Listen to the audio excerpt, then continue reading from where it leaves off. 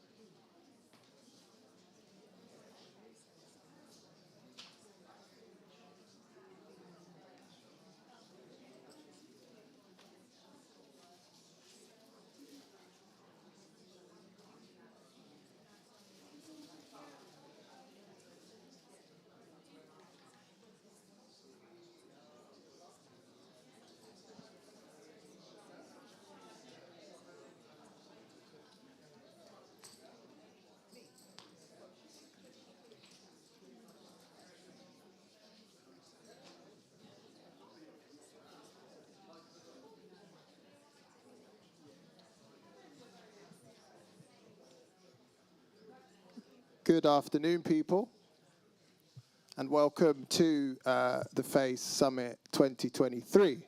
So the first thing I want to say is, can we get a round of applause?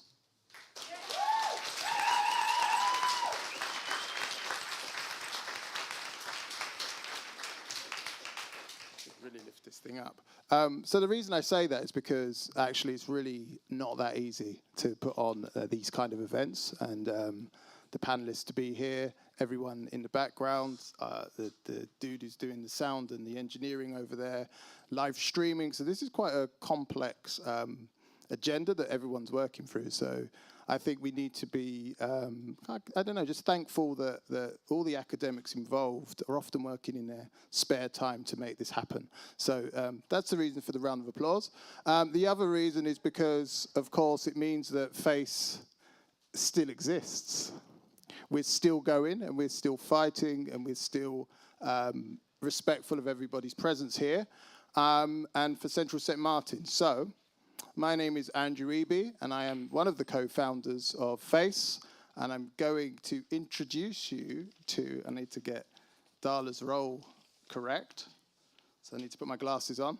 Thank you. I never have to bend down. Cheers, that's much better. So I'm going to introduce you to Professor Darla Jane Gilroy. She is the Associate Dean of Knowledge Exchange and a reader in Fashion and Enterprise. So let's have another round of applause, thank you.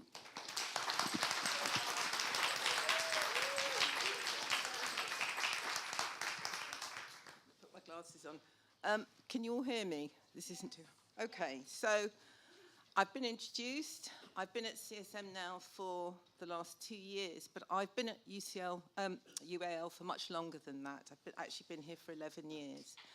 And I was really delighted to be asked to welcome you today to this summit, because last year I played a very, very small and insignificant role in supporting some of the funding for the summit last year. And it's really important for me that this work continues. So it's great to welcome you here. And it's also very important for me to welcome you in what is the 75th year of the anniversary of the arrival of the Windrush. I've been quite involved in some of the events around that celebration.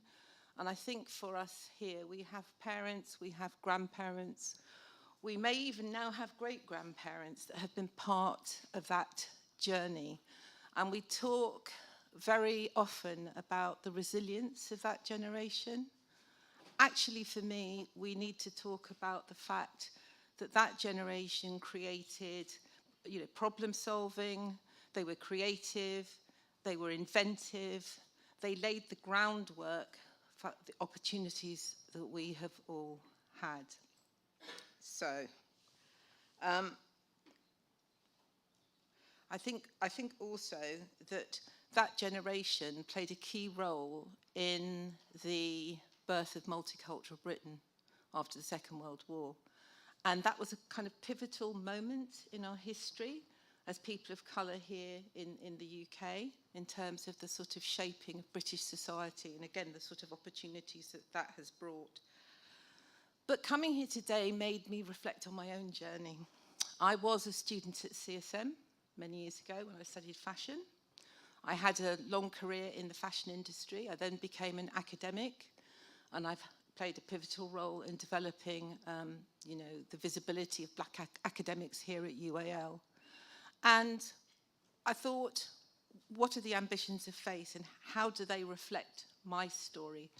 And just the fact that I have spent most of my career being the only one or one of few in so many situations, it really heartens me to be here today in a room full of other academics of colour. This is something that would not have happened when I first entered education. So again, I think this is a kind of pivotal moment for the work that FACE is doing. However, I was very interested this morning. I was actually in a meeting and we were talking about statistics at the university and our data. And what our data tells us here at UAL is that 52% of the students that now study with us are students of colour. So as an institution, we are now addressing students of colour as the majority of our community. Are we recognising that? Are we understanding that the role that we need to play in terms of keeping race on the agenda in education and in the fashion industry? I'm not sure, but what I would say is that I face the future with a spirit of optimism. And I think it's very encouraging that the panel discussions today will talk about education and the role of race and how we foreground those things. And we will also be talking about the fashion industry and how we can make it more equitable and socially just. So I would like to say, enjoy the afternoon and welcome again to St. Martin's. And from a personal point of view, FACE reflects my journey as a designer and as an academic. And welcome, it's good to see you all.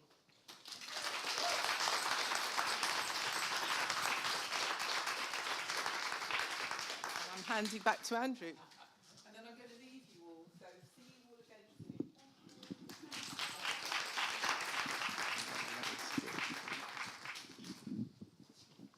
There you go, perfect. Okay, so thank you, Darla. Thank you very much. So I'm just gonna talk about a few of the key talks today and a couple of other interventions that may be staged slightly later. Talk about that later. So the first one, the first panel is going to speak about how is education championing new equitable practices. So that's going to be the first talk, which is going to start quite shortly. After that, there's a second panel, which is again talking about how can the fashion industry be reimagined through an equity and anti-oppression lens.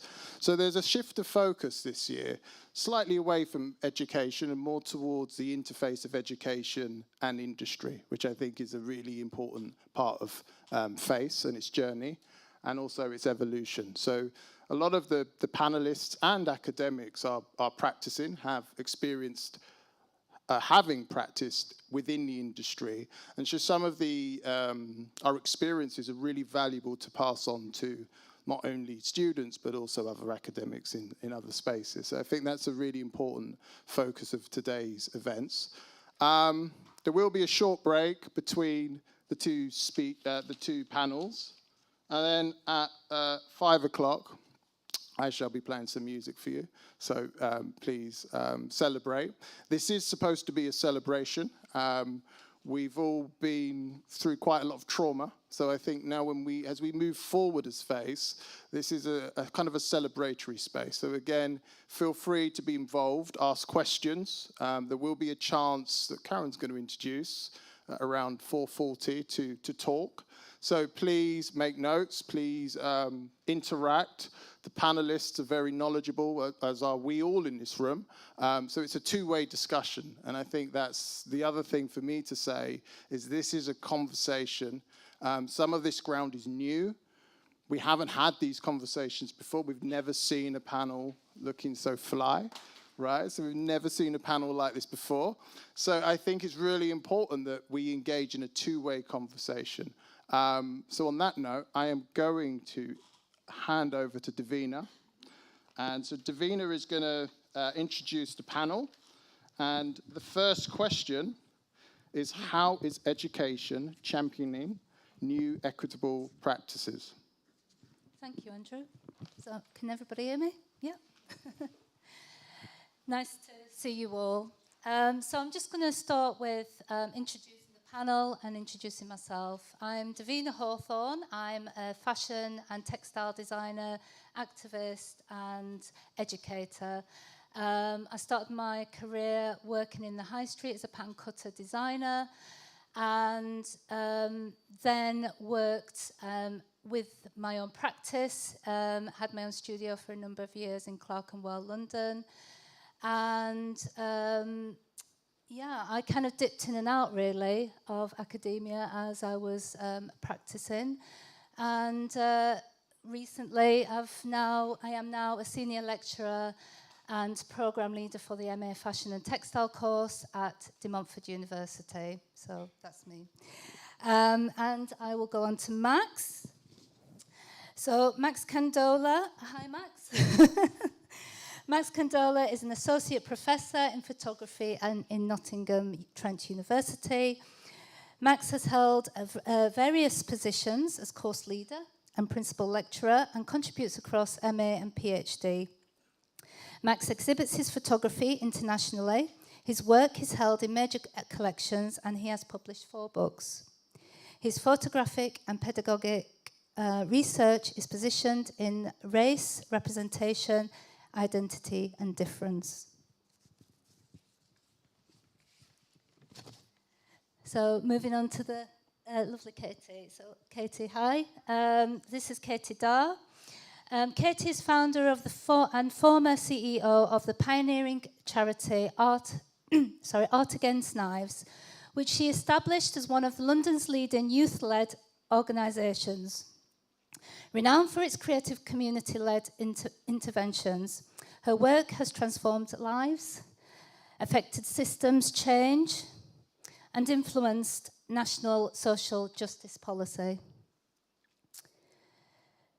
She continues to work in partnership with young people and the creative industry to develop new ways of working, predominantly through her continued involvement with Art Against Knives and as a non-executive director of Milk Honeybees, supporting young black women through creative therapeutic opportunities. So moving on to Saima Nishat. Hi, Saima. So Saima is a designer who is inspired by her Bengali heritage and menswear silhouettes, graduating with a BA Hons in fashion design in July 2023 from Winchester School of Art, which I also studied and taught at Winchester. Nishat's graduate collection, When Are You Coming Home?, features at Graduate Fashion Week 2023, highlights the feeling of never belonging to a specific culture due to her Bengali heritage and British upbringing. Moving on to Duna. Hi, Duna. Duna Sabri. Dr. Sabri is a research fellow at the Centre for Public Policy Research, King's College London. Her research is in the sociology of higher education pedagogy, interdisciplinary education and institutional and national policy relating to HE. Her published work critiques the concept of the student experience and explores HE policy discourses. She is also an associate director of the interdisciplinary education at King's, which encompasses educational development and design and the management of cross-faculty curriculum innovations. Her current interests are in development of interdisciplinary curriculum design, learning and teaching.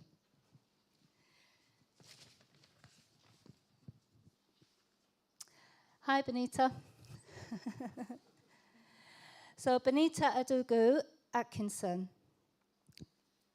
Benita has been in education sector for a number of years, over 30, working in FE and HE as an academic and management roles.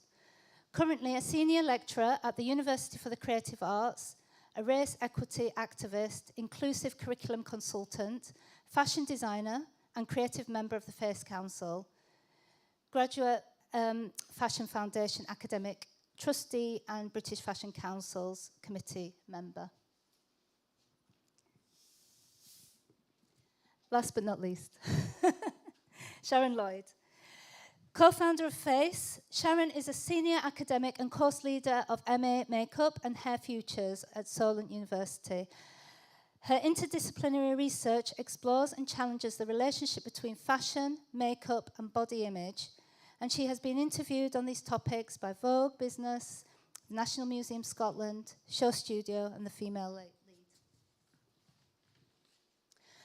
The focus of Sharon's academic leadership is in the development of inclusivity, engagement, and integrity within the production of beauty and identity, and how the approach can lead to race equity within the education.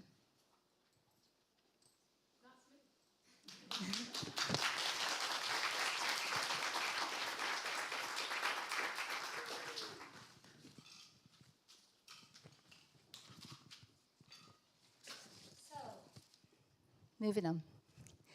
Welcome to today's discussion on the topic of equitable policies in art and design education. We aim to explore how education institutions are actively promoting fairness and equality in their practices and where we can take positive steps. Before we begin, let's talk about the concepts of equitable policies and their significance in the realm of education. Equitable policies in education entail providing equal opportunities and removing barriers that hinder and access success for individuals from diverse backgrounds. So the Office of Students, and you can see a slide up there, has recently introduced an equal opportunity risk register, which has 12 risks within it. the register, the objectives are for access and participation plans. To gain comprehensive understanding of this register, I would encourage everyone to have a look if you're not familiar. So higher education providers are expected to base their strategies on credible evidence of significantly moving the volume and quality of evaluations to strengthen their understanding of what works. Moreover, these institutions should include an accessible summary of their plans and collaborate more closely with schools to ensure fair access to higher education. There are disparities in educational outcomes between different ethnic groups. For instance, statistical reports show that in 2021 academic year, there was an 18.5% point gap between the percentage of white students receiving the first and 2 1s and the percentage of black students achieving the same. Similar gaps exist between white students and Asian students, 6.1%, and white students and students of other ethnicities, 9%. And again, you can explore that through advanced HE. So that was kind of a statistic from that report. So with this in mind, we need a call for action. And I would like to take this opportunity to discuss how we can take positive steps to create a more equitable outcome for our students and staff within the education system. So I'm going to turn my attention to our esteemed panelists who will provide insights and perspectives on various aspects related to equitable policies within art and design, and hopefully from your own perspectives. Okay, so let's move on. First question. What is the impact of creating an environment that promotes equity, fosters cultural understanding, and cultivates socially conscious artists and designers? How does this aid the educational experience and success of the university within and beyond? So I'd like to sort of move around the panelists and give some examples of that. I'm going to start by giving one of my own examples. When I have my students in front of me for the first sort of induction week, there's a little slide here, play Tai Selassie TED Talk, and it's what she sort of talks about, the sort of heading of it is, don't ask me where I'm from, ask me where I'm local. And she talks about the multilocal. Multilocal, the concept of the multilocal, a person who identifies with and is shaped by a mixture of places, experiences, and cultures. And I think that's really important to talk about with the students. You know, what are their experiences? How are those intersectional cultures mixing? What's their experiences? And Tai Selassie goes on to talk about the 3 R's, which is about sort of relationships, rituals and restrictions, and she gives the audience a little task to kind of put those into columns. And I think it's really interesting in terms of, you know, how those relationships shape us as people. What are those rituals? How do they kind of mingle? And, you know, we could be like, you know, going for coffee and kind of people that we meet and the cultures that we kind of engage with. I think is interesting experiences. And then the other one is the restrictions. And I think it's really important to get to know your students and sort of be able to then tailor that to their own interests and research. And so I guess I'd like to kind of put this question to a number of you. So I'm going to start with Katie, actually. How do you know, I saw your TED Talk, actually, about, you know, your nail polish, this kind of idea of trust. Could you kind of expand on that? Yeah, sorry. Yeah, hi everybody. So I think my first port of call when I'm thinking about this question is who's creating this environment and who's responsible for it. If I think about the experience of Art Against Knives and the work that they do, first and foremost, when the work started, I was a white woman walking into a community that wasn't mine. So actually, it was not my responsibility to stand there and create the space. It was my responsibility to stand there and enable other people to create the space and set that up in a way that they wanted to. And in order for that to have long-term impact, that's a space that needs to be built, owned, and created by the community and by the people in it. I could maybe give a little bit of an example to bring that to life. So you mentioned the nail bars. So in 2011, I was actually invited onto Dollis Valley Estate by a group of young people who were working there. And they said, listen, we've been working here for a long time. There's loads of young women. We've got the young men, but actually there's young women that we're really concerned about. Would you come and speak with them? And so, yeah, I was happy to go along. But actually, who am I to walk in and be the one that should be having conversations or supporting these young people? They didn't know me.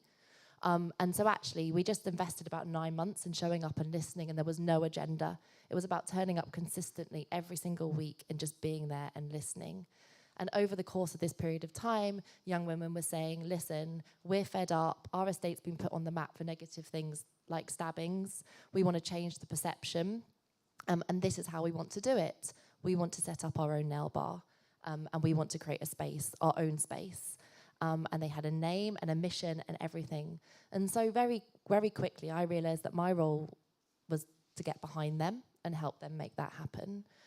Another thing that we heard really loud and clearly was that people come and go. People come and projects start, and the people say they want to come and help us, but it's gone after 8 weeks. And that was another really important thing to hold on to, which is if I am going to be here and I am going to commit to getting behind you, I need to make sure that we can do that and we can invest in you long term and not be that same person that disappears.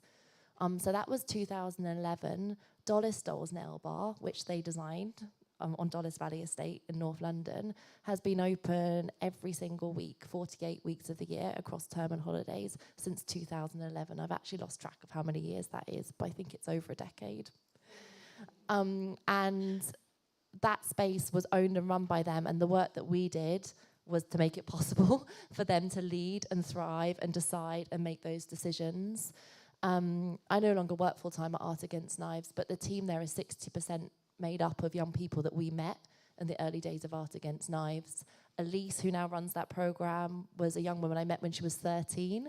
She was part of that conversation. She's the first generation to have gone to university, and she's now full-time employed running the program herself for new generations of young women. So my point being, if we're thinking about setting up environments that support people, what position are we standing in and how are we helping and how are we making it possible for people to design those own environments and not creating it for them?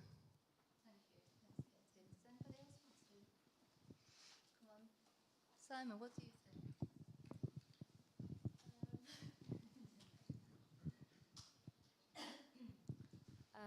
Hello? Okay.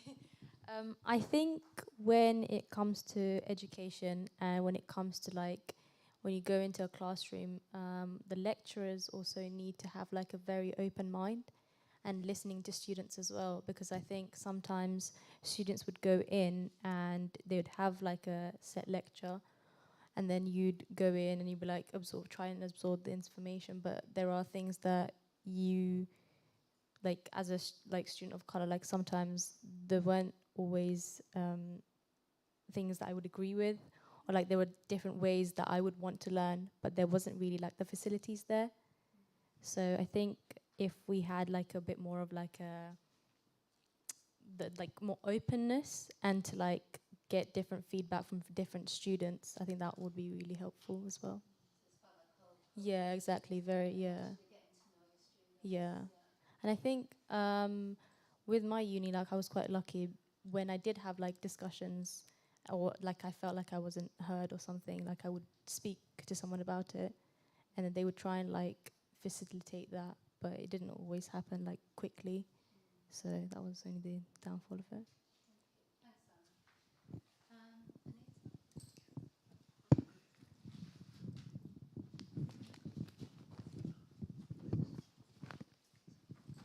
Hello, can you hear me? Okay. I think, from my point of view, I think having been in further education, moving into higher education, there were some very good aspects of FE that I was able to take into HE that actually I feel was part of what created a much more equitable space. And I think it's all very well looking at the access into higher education, how it's done, how it's done. What happens after that is what's important in terms of the experience on the course. And I think what I got from FE was very much about knowing your learners, and that is about also making your students feel they're being seen and heard, and that's really important. It's not good enough to simply say, well, you're in the space now, get on with it. There's more work to be done to ensure that those students are able to have the full experience, to be able to then meet the criteria, etc., that's required for them to achieve. So where we may have the gap in attainment, often that is not to do with the student's ability to learn or to achieve. There are more things involved there, although I think there are people who think actually that's a true reflection of what things are like, and it's not the case. It's really important that from day one those students felt seen and heard, and there are certain units put into, and I'll come on to it later because I think it may come up as, what are the policies at the university I'm in, but it's really important that that initial week especially, students have activities that actually you get to know them, but they also get to know each other as a starting point.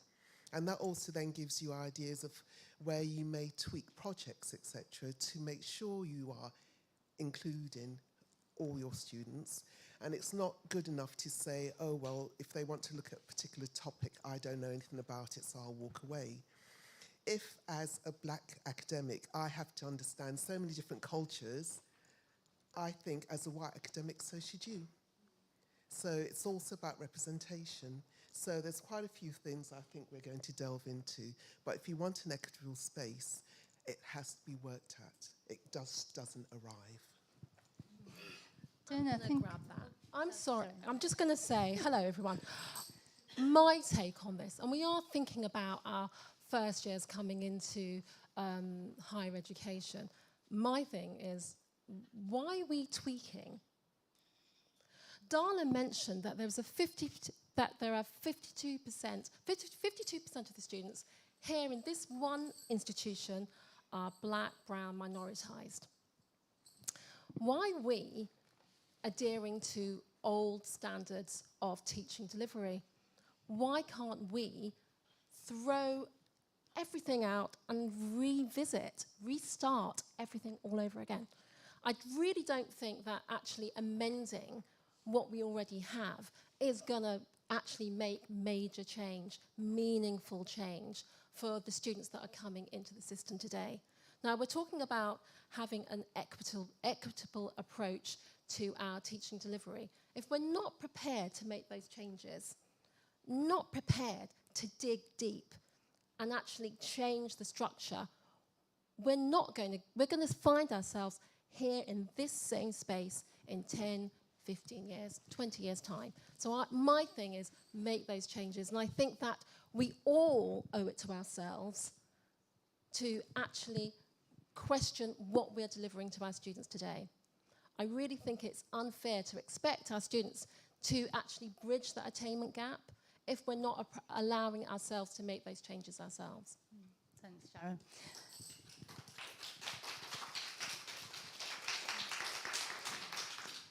Dana, can I come to you on that as well, in terms of the causality of your research? I think that would be really good to follow on. Thank you. So well put, I think. There's so much that we could be doing. I think when we look around and at students' experiences, at our own experiences, there's kind of too much to do. There's such a long to-do list. And I think one of the ways of focusing that down is to think about what it is that would make the most impact for the most students. So if we look at the cohort and what the profile of the cohort is, so and they don't change year on year. You know, our students' cohort changes over time, but really year on year there's an awful lot of consistency. So it is possible to plan and think, what is a relevant curriculum for this group of students here who may be practicing at some point in the UK, but also for students who are ultimately going to be practicing in other parts of the world. What does a curriculum look like that centres the professional expertise that a student practicing in Beijing might need, or that a student practicing in Korea might need, for example? So I think if we're going to attract these students, and if we're going to do well by them, and if we're going to if we're not going to be constantly in the position of how do we decolonise, but rather think, what does a curriculum look like that hasn't had to do that in the first place? Then, you know, I think that's a kind of data-driven approach that we could that we could adopt with some integrity and in a collegial way, because it is the kind of work, I think, that takes many years. It's not a quick win. It's a slow burner of a change process. I think if we're prepared to consult employers about what they want, then really we also need to be consulting students about what they want and the way that they wish to practice in the future. Because the students themselves, sorry, I'm just going to say that the students themselves, they know what an equitable space looks like. I think that's the problem. We're not actually listening to our students. They're telling us this is what they want and this is what they need. But actually there seems to be a bit of an echo chamber going on where they're saying all of this stuff and we're cherry picking tiny minutiae out of the data. We're not listening to them. We really need to be much more radical in our approach.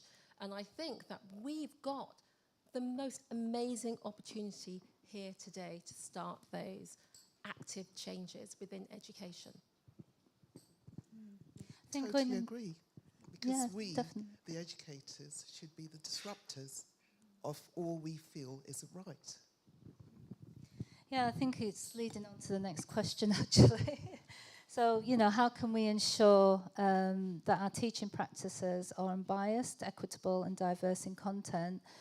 Again, can we provide some examples? And I think it's that global perspective, isn't it? I think, and being disruptors and actually taking ownership as individuals. Simon, can I come to you on that question? So when I was at uni, so I'm going to be finishing, well, basically finished now, graduating in a week. One thing I found quite difficult was finding resources. So I kind of wanted to do something that was like a little bit related to my culture, because I'm Bengali. I was born and raised there, and then I moved here when I was about 10 years old.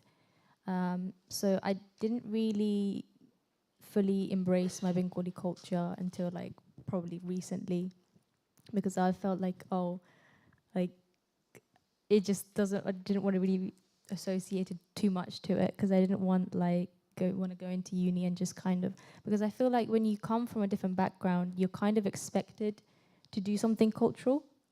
So I didn't want to lean into it too much, but at the same time I was like, I do want to kind of educate people about Bangladesh, because whenever like they hear it on the news, it might be to do with floods. So I didn't really want like a negative connotation to it, although that is something that happens in the country. I wanted there to be like, I wanted to be more educated on like the architecture and like things like that.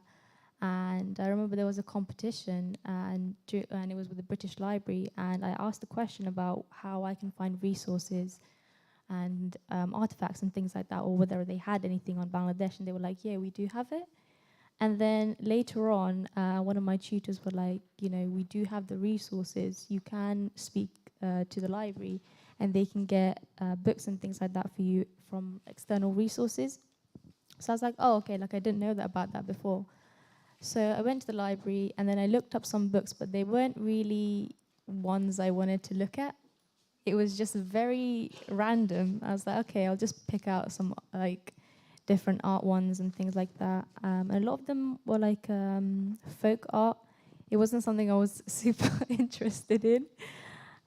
So I tried to find some books, and then it came to like the sessions where you'd have to go into uni, and then they would ask you like, where's your research? Like, where are you getting all these ideas from? And then I'll be like, well, my books are coming. So yeah, you have this external resource where you can get all of these library books, but by the time they get to you, it's like, well, 1 month, 2 months, and then you're like in the middle of your project and everybody else has got resources because they've looked at, I don't know, Western designers, and you're like, well, I'm kind of stuck now. So I would have to like then look at other examples that are maybe like close to it, so I can then present something when it came to class. So I think having facilities where you can actually access books and things like that when it is to do with like cultural things, or like even if it's not cultural, like I might have wanted to like look at music, didn't really have any of those books or anything. And if I was to do some research and find something on Google, it just doesn't seem as like you know how you can look at like academic resources, it's not as it doesn't have the same effect as like, oh, I got this from a book.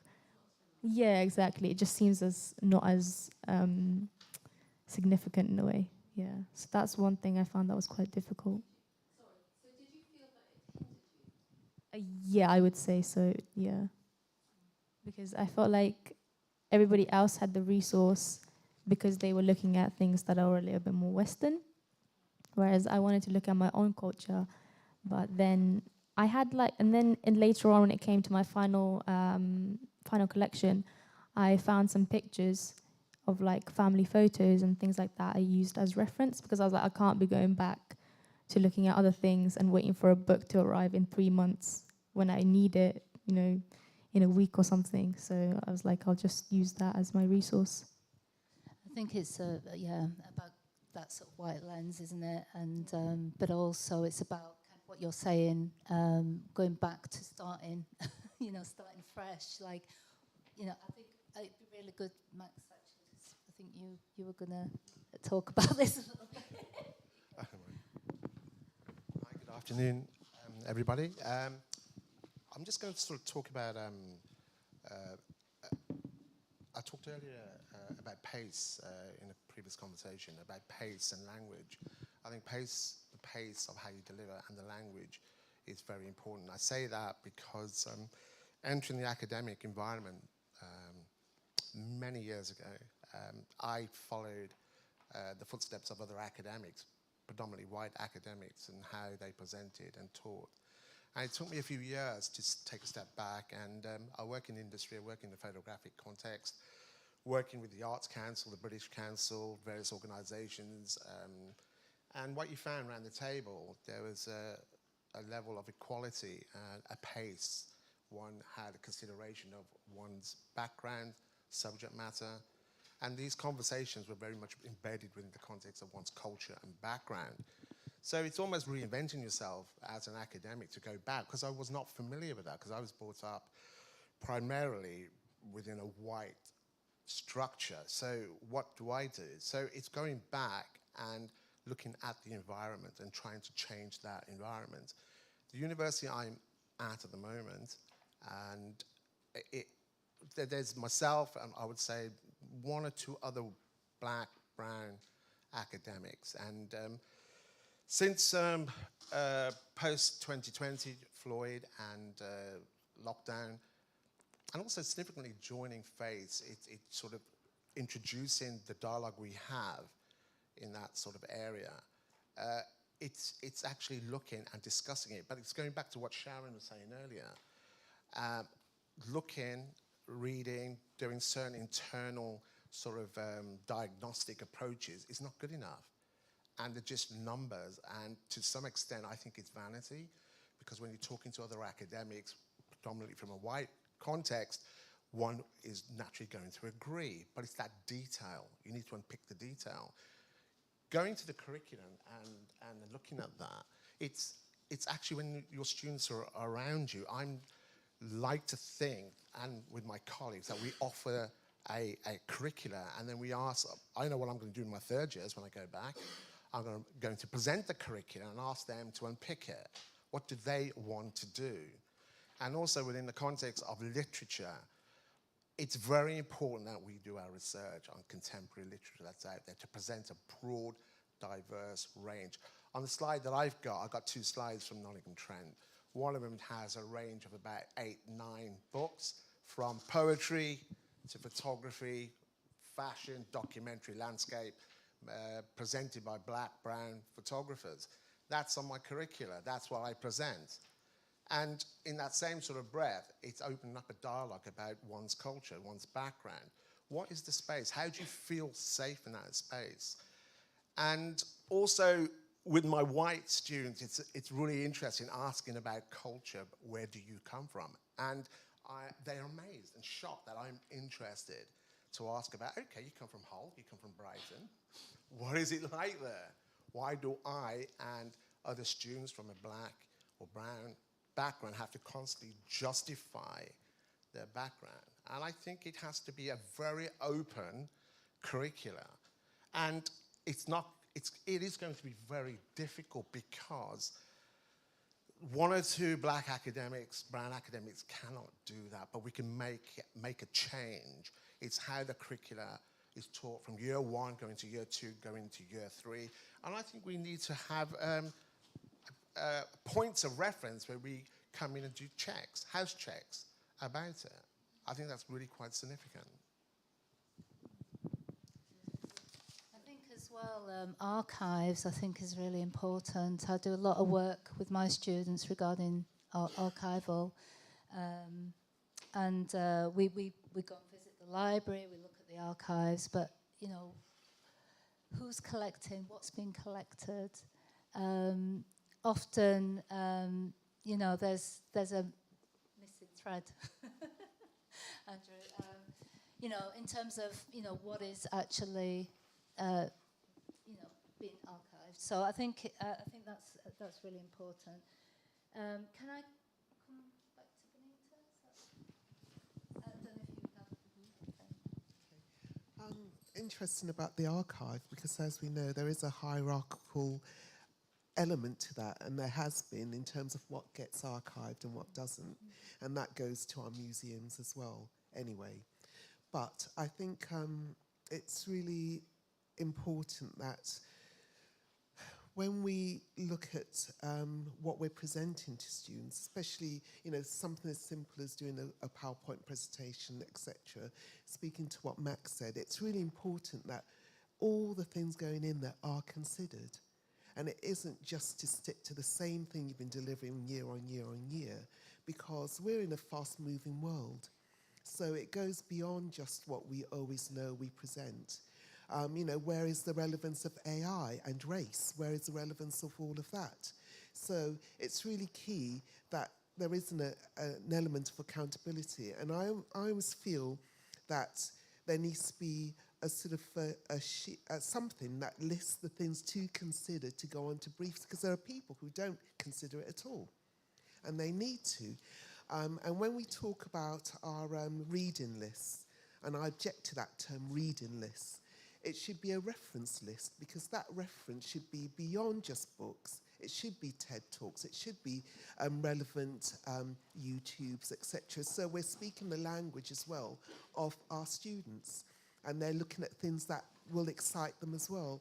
So we need to really, as you're saying, Sharon, throw it all up in the air and really kind of bring it into the 21st century, because we're still relying on education and elements that I had in the 80s as a student. And the world is moving faster than that, but we need to stay on top of it.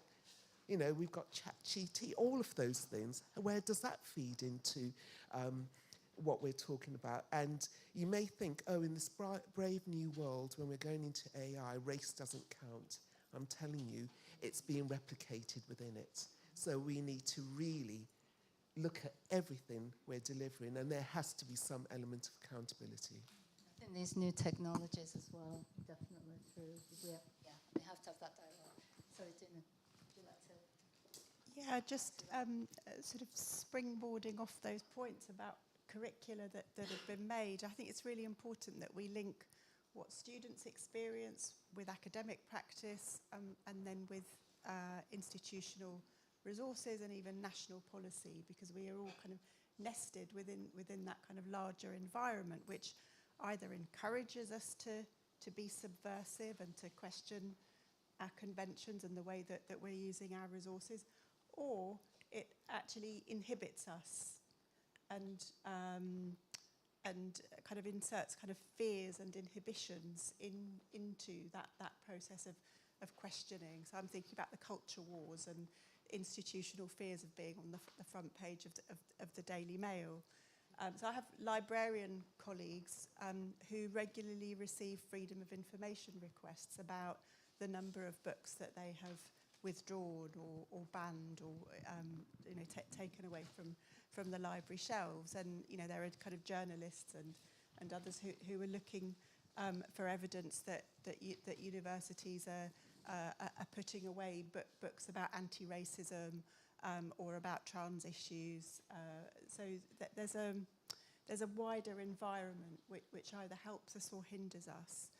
But I think there are kind of two pillars that I would sort of point to as being really important in the experiences that you were talking about, Saima. And the first is about the resources and how we choose to spend our budgets. So coming back to, there will probably be a certain percentage of students who have a background in Bangladesh or a connection to Bangladesh every single year. So that's predictable, really. We shouldn't be having to rely on an ad hoc process that takes months to bring in. So then somebody has made a decision about which books related to Bangladesh are going to be included in the collection. Who did they consult when they decided on that particular selection? So there's an issue there about kind of recognition. How important is this area of work? How good are we at recognising its value? So the first thing is about resource, what we choose to spend it on, and the second is about recognition and the extent to which we are qualified to ask the right questions and recognise the significance of the interests that students are bringing to us, particularly when we're claiming that actually much of the work that we ask them to do in a creative arts context is self-directed. That's a really excellent point, isn't it, in terms of, we know how many Bangladeshi students or the kind of direction in the student body. But also I think there's a question of what's being spent, who's actually spending it, what power is there in there. And also coming back to your point, Saima, about actually being able to request resources, and being able to communicate that to students, but also as academic staff, we have a duty to, to request these things as well. So I think there's a number of factors there that come into play. Going on to the next question. So what are the positive steps we can take to address recruitment-related inequalities? What do you think are the most important issues we face and what actions are required? Shall I come to Sharon?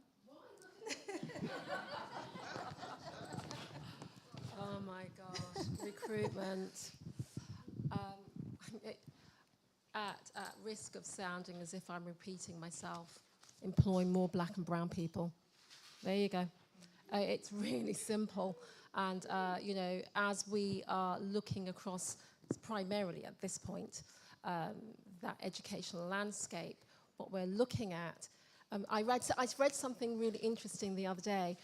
When we talk about, very often we talk about women, we talk about the glass ceiling. And I thought that was fantastic, because what she then went on to say was that for black, brown, and minoritized people, there is a concrete ceiling. You cannot see what you can attain. I mean, I've been having lots of really interesting conversations between lots of the FACE members this week about that concrete ceiling and about not being given the tools to succeed. We're asked, for example, to engage in EDI or DEI. But actually, we're not given the tools to actually manifest all those changes. We're just plopped into place and told, there you go, get on with it. And I'm seeing it replicated over and over again in the educational landscape. We're asked to make these changes, but not given the real support that we actually require. And it is no surprise that we're seeing all these DEI, EDI leaders resigning globally. Globally. If they're resigning globally, there is an issue here. There is a problem. And that means that we need to start addressing it now, not next year or the year after. We need to be panicking. Why aren't those leaders staying in post? And let me say that while these leaders are leaving, who are they being replaced by? Which is the other frustration. Not by other black and brown minoritized leaders, but by white and mainly male leaders. It's really, it behoves me to turn around and say, actually, these companies, these industries are doing a good job. They're failing, and they're failing each and every one of us in turn. So when we look at it in terms of education, and we look at those figures of leaders coming into the industry, well, into education, actually, we're being asked to sort of support these agendas, but not given the tools to do so. I really think that every single new academic that comes in needs to be given a mentor. A mentor to uplift them on and up into their journey, academic journey. And I know that this might seem a little disagreeable to our white colleagues, but actually, we also have an attainment gap. We start with a deficit the moment we will walk into an institution. We are the lone voices. So we're asking our academic institutions, we should be asking for that support right from the get-go. Thank you, Sharon.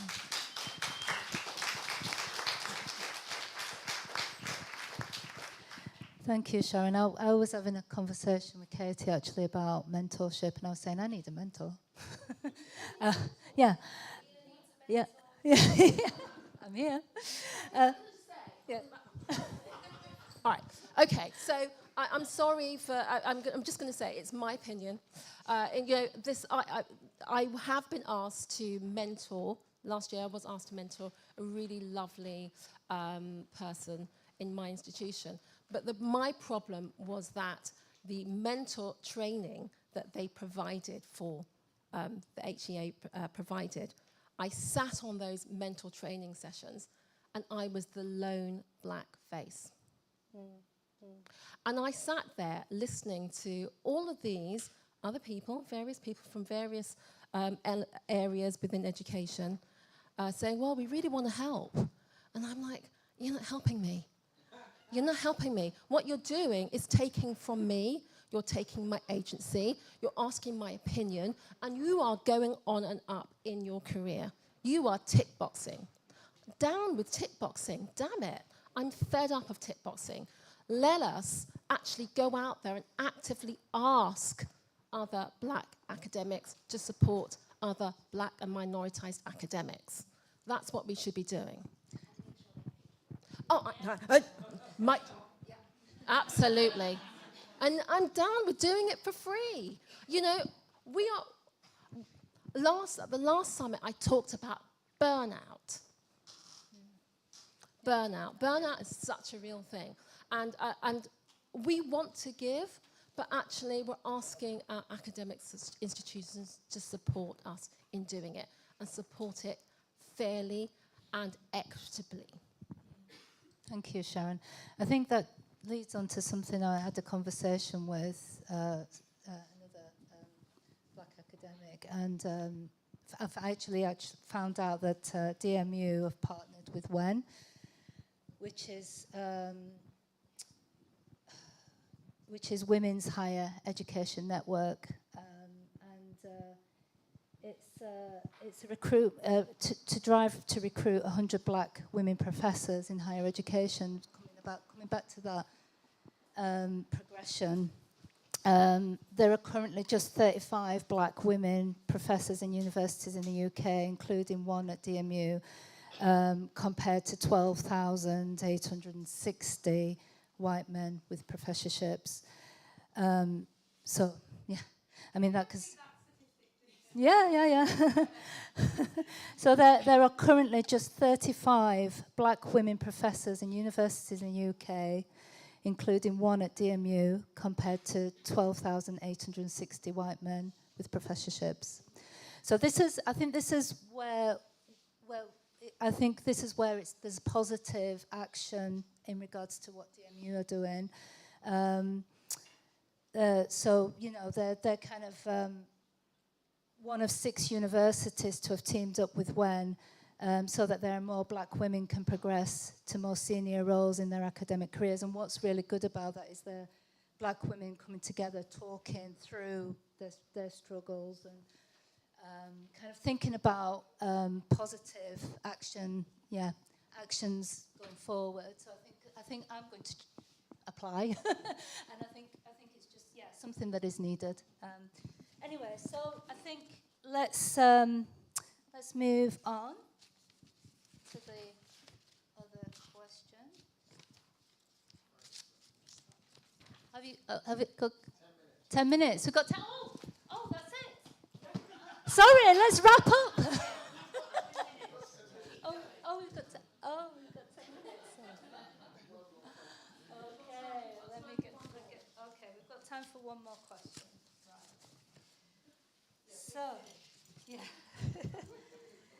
So can you suggest how universities can facilitate greater progression of black and brown? I think I kind of covered that bit. Black and brown students within education system and beyond. Do you give any examples? I think I'd like to bring this to Katie and Simon. Maybe Simon actually. What are the challenges going forward in terms of industry? I think one of the main challenges from going from university into like a working field is like actually getting the job. And when you do, it's unpaid. And then whereas like, you know, when you're fresh out of uni, they expect you to get there, do the work for free, and it won't be, and you'll be in for the hours that they will need you for. And if you're traveling from like, I don't know, for example, I have to go from like Basingstoke, and most of the places that I would want to do work for is always in London. And if I come at a certain time, it will like, tickets are very expensive, but they won't really cover that. They just expect you to kind of, you know, because what you're getting out of it is your experience. But at the same time, like if there is a way of, you know, helping the students, or if you say you finished university and then you're looking for a job, which is currently what I'm doing. So when I look at like jobs and like even junior roles, they will look for like 2 years, 3 years experience. And I'm like, well, I have that experience just within uni. So it's not out of uni. And when I want experience, I will have to get it. Well, I would have to do it for free. So I think if there's a way of bridging that gap when you go from university to looking for work, if there is a way of just helping the students a little bit more when it comes to like travel fee, food cost, because especially with like the cost of living is very expensive and not everybody can afford it. So which I'm very much considering still doing it for free, I have to have like a part-time job to kind of facilitate that, you know, how I would get there? Yeah, I think it's really important to recognise how we can collaborate from education into industry, industry into education. There should be a to-in and a throw-in there, and a real dialogue and conversation. Sorry. No, I was just thinking about that gap, and there is a big gap. And potentially this is something that can also be a government involvement, whether we have something like a graduate apprenticeship so that it's paid for, that bridging time. I think there's more that could be done at governmental level to support that. And that's something that policy-wise I'm going to be taking up, because I'm going very political now, you know, going forward. So there are a few ideas in terms of how do we bridge all of that in terms of students being able to move forward and have an element of paid apprenticeship once they've finished you know, their courses. Because just because you've graduated and then you're thrown out there, that in itself isn't good enough. It's not that support mechanism that the students need, and there are students who can be at home and go into London and they're paid for, and then it's not equitable to all. So we need to kind of really start to be quite particular about the things we need to put in place to support students going forward, especially in art and design. Definitely, definitely. And I think it's even just getting into education. You know, I know that I wouldn't have necessarily have done my MA if CSM hadn't had this pot of money or whatever it was. I remember I got my fees paid because I couldn't afford to go. And it was the fact that I was doing a part-time MA and the university was paying my fees based on my finances, you know, and I kind of juggled. It was a real juggle. And I see so many students with amazing portfolios, you know, that should really have a place, but they just don't have the finances. Industry, can we support those students? Can we finance them? Can we sponsor them? You know, I think, Duna, you were talking about your idea about the train. I've done a small amount of work looking at just how much students gain from engaging with industry whilst they're doing their degrees, whether that's in a year out or through live projects. And it doesn't just benefit employability outcomes, but also it helps students' attainment. And I think the partnerships between universities and courses and industry are absolutely crucial. And how we conceptualise that is also important. So we need to not be, and I think a lot of universities are good at this now, we need to not be seeing that partnership as universities supplying undergraduates for an industry, but as critical partners with a mission for social justice and for changing the industry. So the industry partner needs to be clued up about that and interested in that, but also on board with the educational mission that is part of the university, because there can be a tension between the commercial imperative and the wish to have competition and to kind of set students' groups against each other, as against the educational imperative, which is about teaching students that a failure in a particular live project isn't a comment about their entire career or about their entire identity, but is just that particular context, and help them interpret those ups and downs, because it is a very competitive industry, in terms of the context, and enable them to get a bit of distance and agency and power in those situations. So I do think that universities have this perhaps slightly underused political and economic power to make a difference in the industries. Straightforward scholarships, apprenticeships, yes, but also an ability to affect kind of policy change and recruitment practices in those industries. Thank you, Dana. I think, have we got time? I think I'd like to bring it to Katie as well. I think, yeah. When I hear everybody talk, I think a lot about like the journey and the pathway that a young person goes on into employment and where it starts. And I think industry has a role to play from the very beginning. And too often industry still looks at supporting younger, black and brown marginalised young people on a project basis. And it's still a thing to talk about. It's social media content. It's still part of brand marketing. And that needs to stop. They need to be able to invest long-term in pathways that are sustained for a decade, that allow these young people to move, first of all, through life and be able to sustain an education. So it's that bit of the journey. Then they need to make it possible for them to be able to thrive and sustain it in an education environment. And we were having this chat earlier, right? That's about making sure that those who have to work 3 to 4 days a week to be able to, survive in education are supported and have the same capacity and ability to keep up with education. And then it's about thinking about where they're going afterwards. I had this conversation with some colleagues and young people at Art Against Knives. I said I was coming here today, and is there anything that they wanted me to bring? And the first thing that came up in this room of people was like, yo, did you see Pharrell and his new Louis Vuitton show? And everyone was talking about it like, it's so amazing to see people like me do that and for him to get there. And then another colleague, a black male, said to me, yes, but did you also see?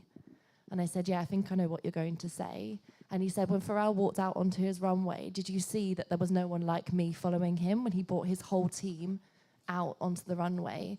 And I just wanted to bring that today because I feel like that's the bit that needs to change. We're making moves and we're putting people in and making some changes, but we're not thinking about all of this legacy work. That's where the real term, unsexy, you can't put it on your social media work needs to take place.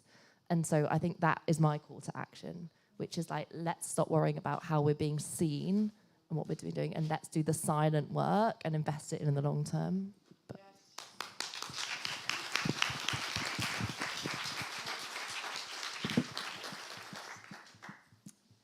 Okay. I think I've run out of questions. But, I think it's time for some questions. Is that right? Yeah, I think that we'll put it as a close, I think. Yeah. All right, another round of... Okay. Is it working? Hello? Can I, is it working? Okay, it's working, sorry. Okay, so thank you, Davina and the panel. An amazing discussion, as always, to kickstart the Summit 2023. Now, this is the part where I ask the audience. Now, I hope you've been taking notes. I'm sure you've got amazing questions. If we don't have questions in the room, by the power of technology, we don't have any questions from online. So we're going to have to rely on... Okay, a question here. Okay, I'm going to give you the mic. Is that right? Hello. Thank you so much. That was awesome. Just really thought-provoking and inspiring. It's not so much a question, it's more kind of a follow-on from what we were just talking about. And I was just thinking about, my own experience about being a graduate and the journey that I've been on over the last sort of 15 years in the creative industry. And it's only until you look back, sort of post-Floyd, when you start to realise how naive I probably was when I did graduate. And I think it's about... arming your students with the realities of what actually is going on in the industry, because actually being in university can be a bit of a bubble and you are around your peers. And yes, not many people look like me. However, it is a bubble. And it was a shock, but I didn't realise until sort of 10 years later how much of a struggle I was experiencing, and that probably had something to do with my race. And so it's about having those conversations and arming them. I don't know how it works, but sort of giving your students the confidence to actually, it's a bit like what you were saying about sort of tearing up the rule book and sort of starting again. And why do we have to go into industry and fit ourselves into these spaces when we don't particularly fit in them anyway? And it's about kind of building your own space and having the skills and the ability to be able to think in your own box and stay in your own lane and build an industry that makes sense to you and the people that are going to follow you. And I think that's what I think about what would be great. Thank you. Any other comments or questions or insights or something we missed? Okay, we go. Hi. Seima, am I pronouncing that correctly? Saima. Seima.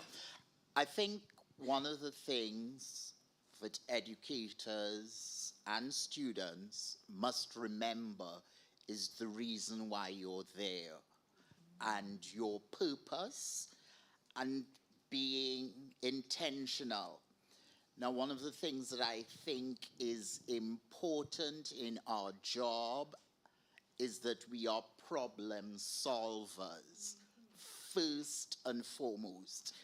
Leave the airy-fairy fashion design thing alone, right? Because within your statement, I thought of 3 ideas: Bangladesh, flooding, and immediately I thought, my God, that's a collection about mobile clothes susceptible to changing climates.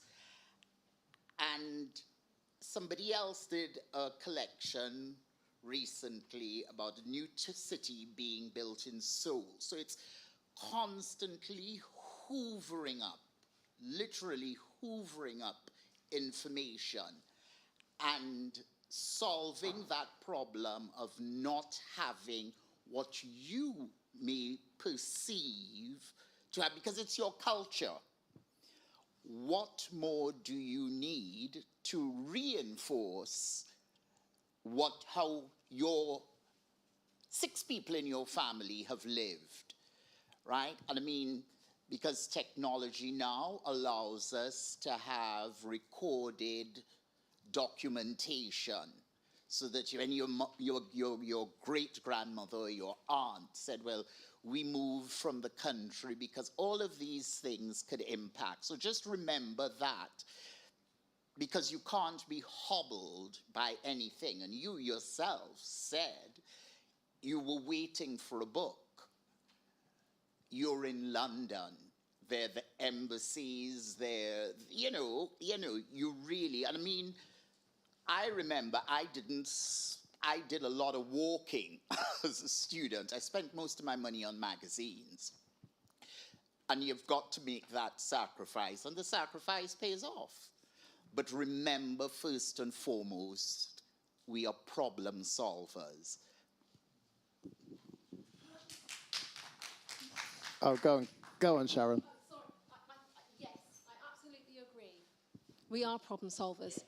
But the thing, when I talk about making those changes, and we're talking about decolonization, what we really need to remember is that we're global problem solvers.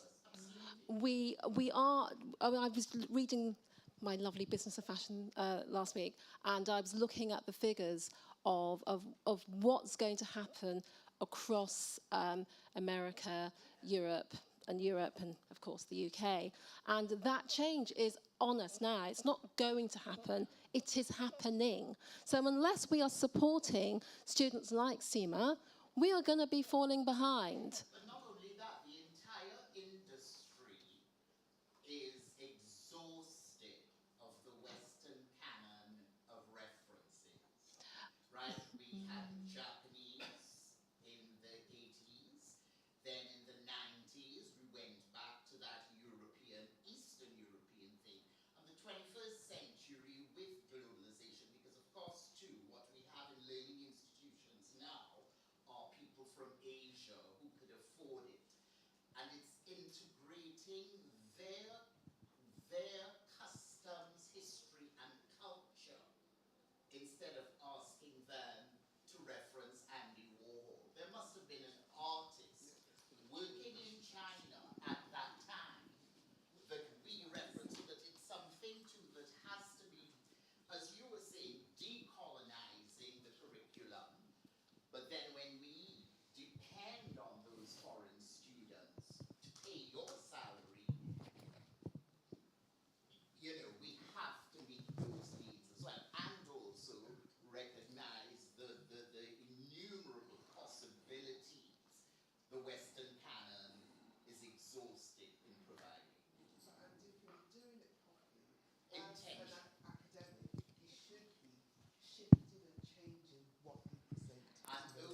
we've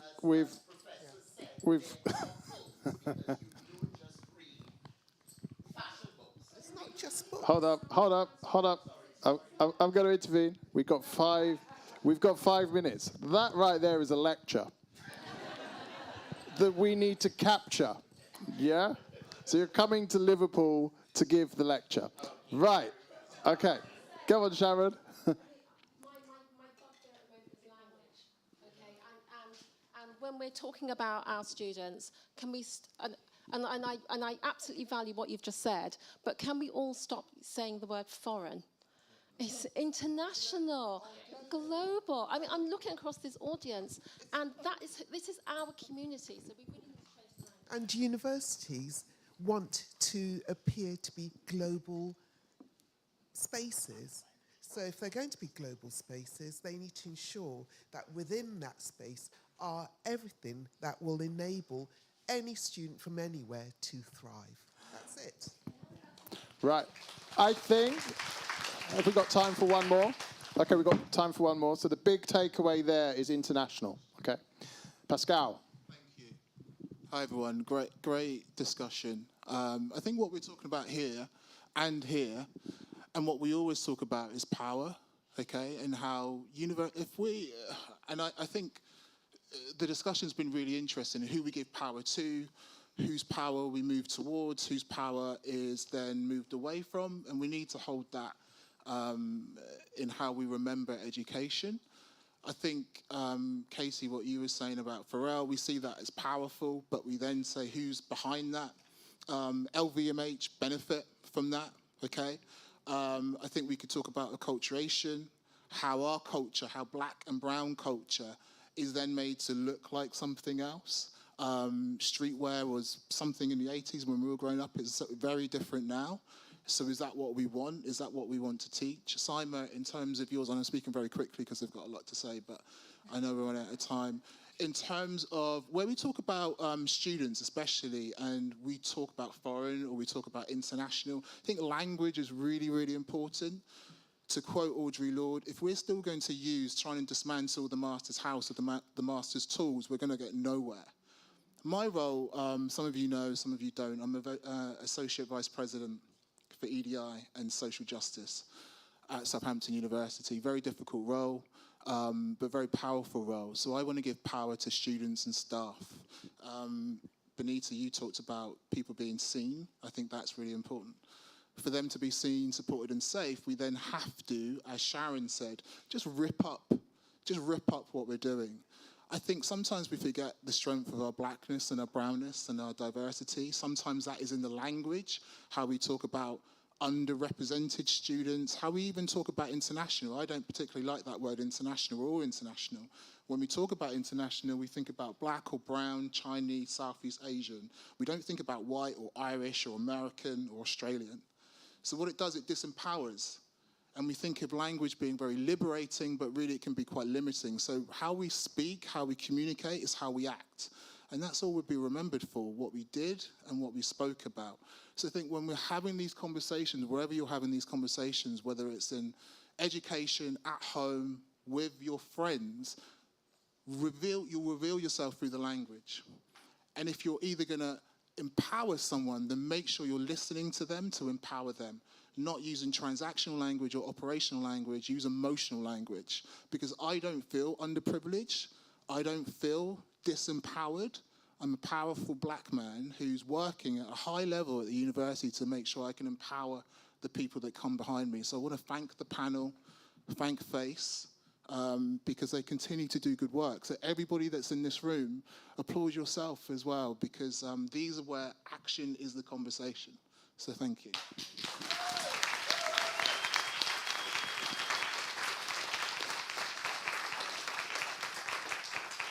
All right, I think Pascal, who is, if you don't know, one of the co-founders of FACE and not a plant, okay? So he is legit.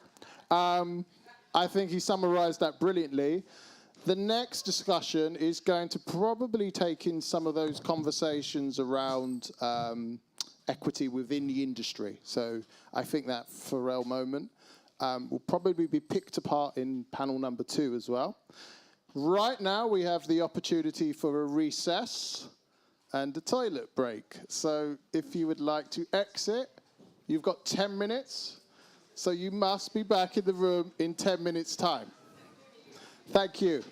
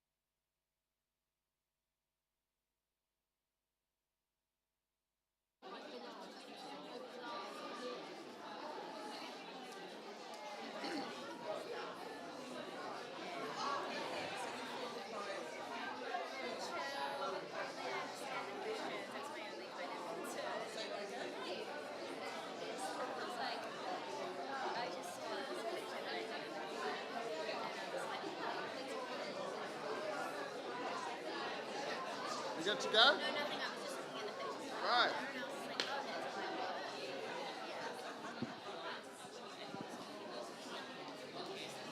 Okay, for sure.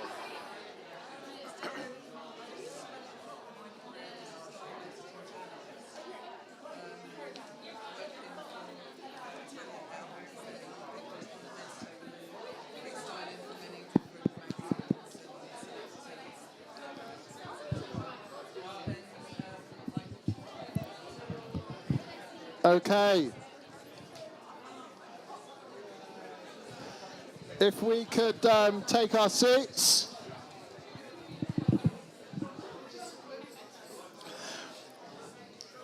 We are about to get into round 2.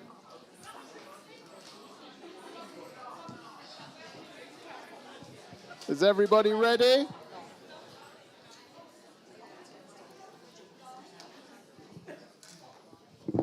Okay, great, brilliant. Welcome back. I need my glasses.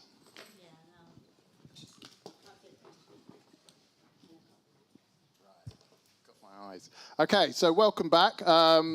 As you can see, we've had a panel overhaul and some new faces have appeared, which is fantastic. Assia is going to introduce us to the panel in a bit.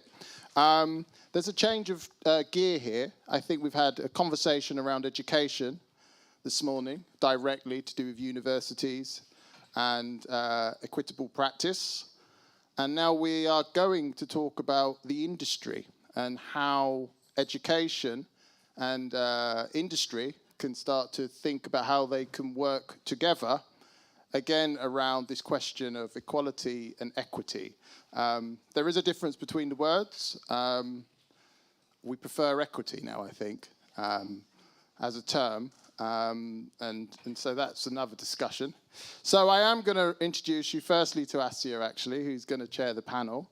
So Assia Jirani McCann has a career of almost 30 years within the international luxury and fashion marketing. Don't laugh. At directorial level, providing direct experience to accelerate and apply into academia. So I think this is really important to note with fashion education in particular, and the arts. There's a lot of conversation back and forth between academia and industry practice. Talking about equity and talking about our place in the industry from education, we mustn't forget that the world of the industry is changing. So actually, one of the things that education needs to do is keep pace. So the changing world of fashion needs to be reflected in our curriculum. So that's the first thing to say. And so this industry panel has the expertise for us to learn from. Okay, Assia is also a creative business strategist with insight for defining and directing the vision of global luxury brands. So if you think about brands like Vivienne Westwood, Donna Karan, Swarovski, so Assia's done that. She's a founder of FIF, which is the Fashion Industry Forum, a bridge between academia and industry of fashion. So I think this is where this conversation becomes really alive and important. So what do we do after education? What do we do after fashion education? And how does education contribute to a modern fashion industry? So how does education reflect the new changing world of our fashion industry?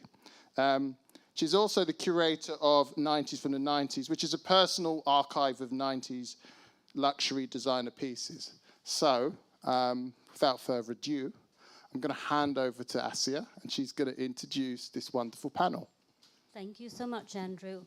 And thank you all for being here this afternoon. Such an honor to have you here, and an incredible, phenomenal honor to have this panel that we have here.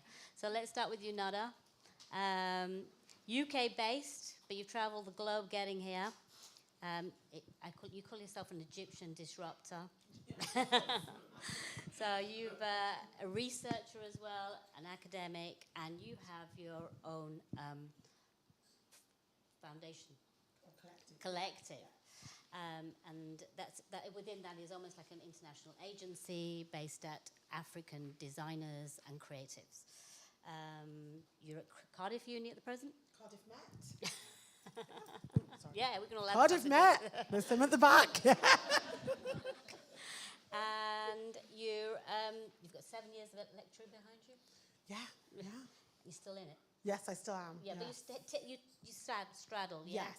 So you're straddling this whole thing. You've got your collective as well. Yeah.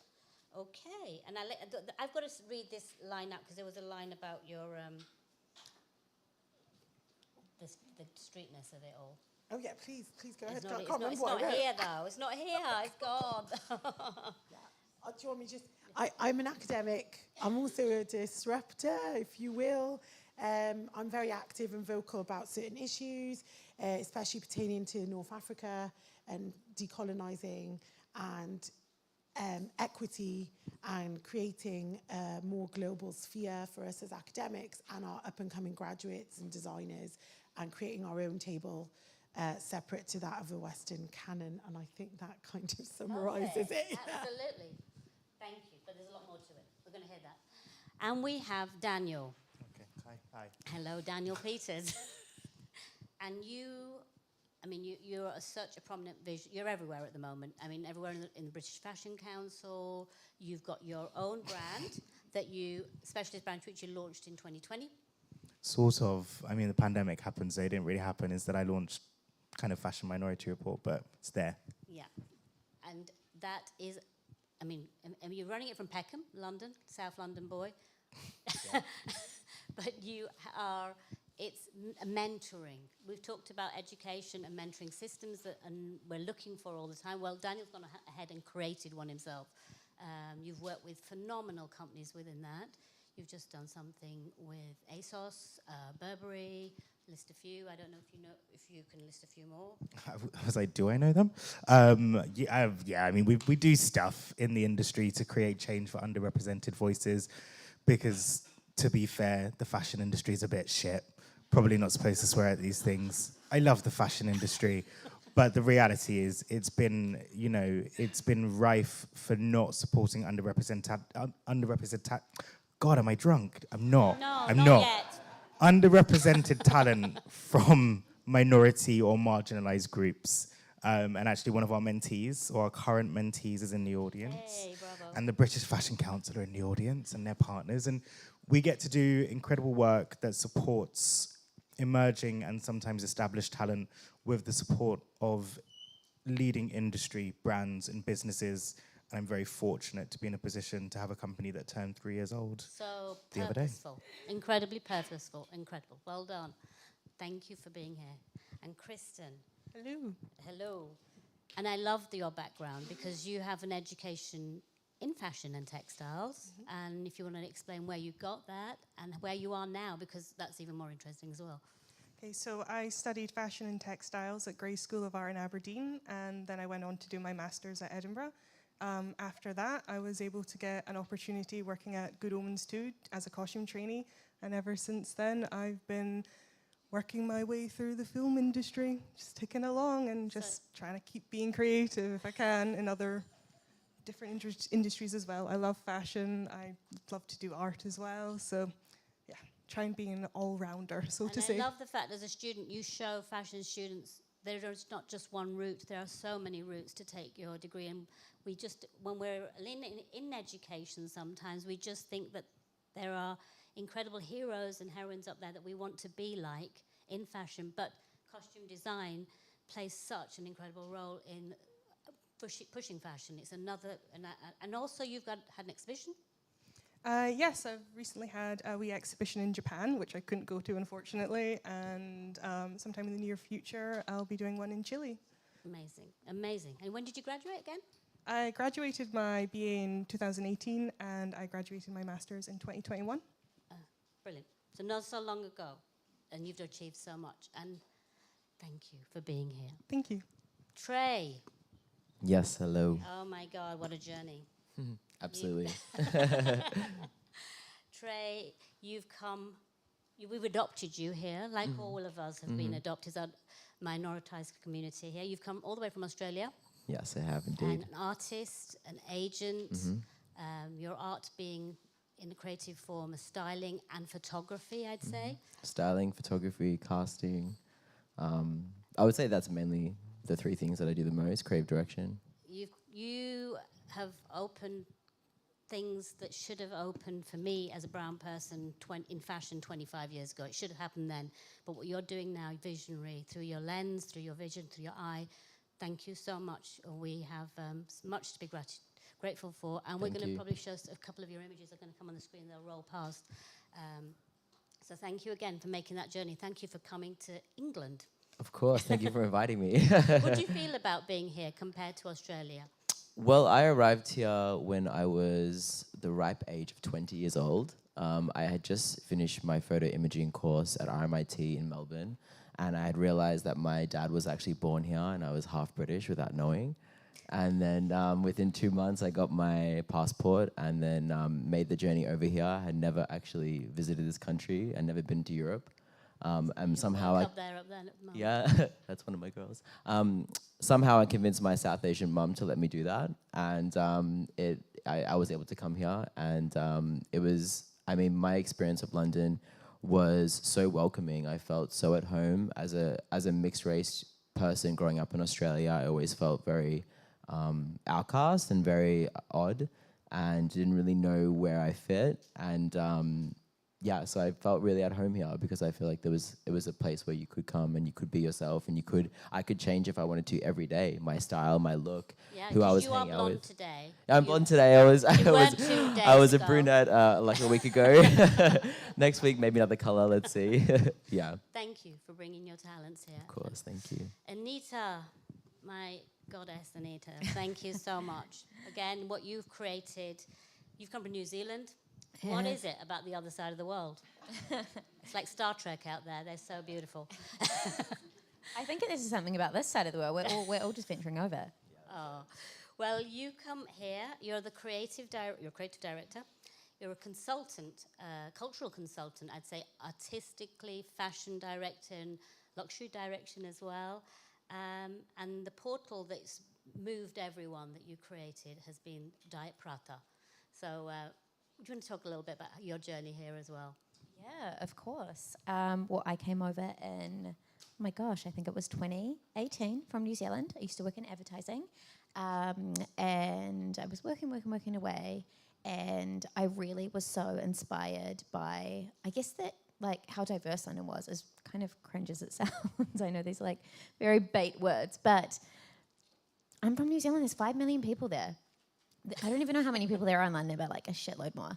And like South Asian people are the second largest ethnic demographic here after British white. So I felt like unity in numbers, and I felt so inspired, and I was like, wow, there are so many of us, and you know that saying safety in numbers, and I really started to reclaim my heritage, and I really started to, I guess,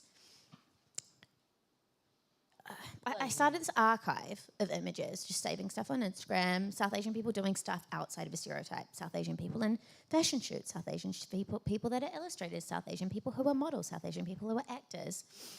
Anything that didn't really pander to a white gaze. No chilies, no mangoes, no holy powder, no traditional clothing. Do you know what I mean? And just brown people being really good at what they do. And so I started collating that, and it kind of started getting traction around 2020. And since then, we have kind of inadvertently become the home of the best in South Asian creativity and talent.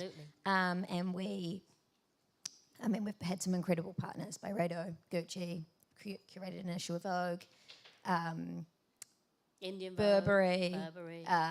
We just did a campaign with Johnny Walker and Simone Ashley, and many. I mean, there's so many. So when you creatively direct, there's a vast array of different brands that you work with.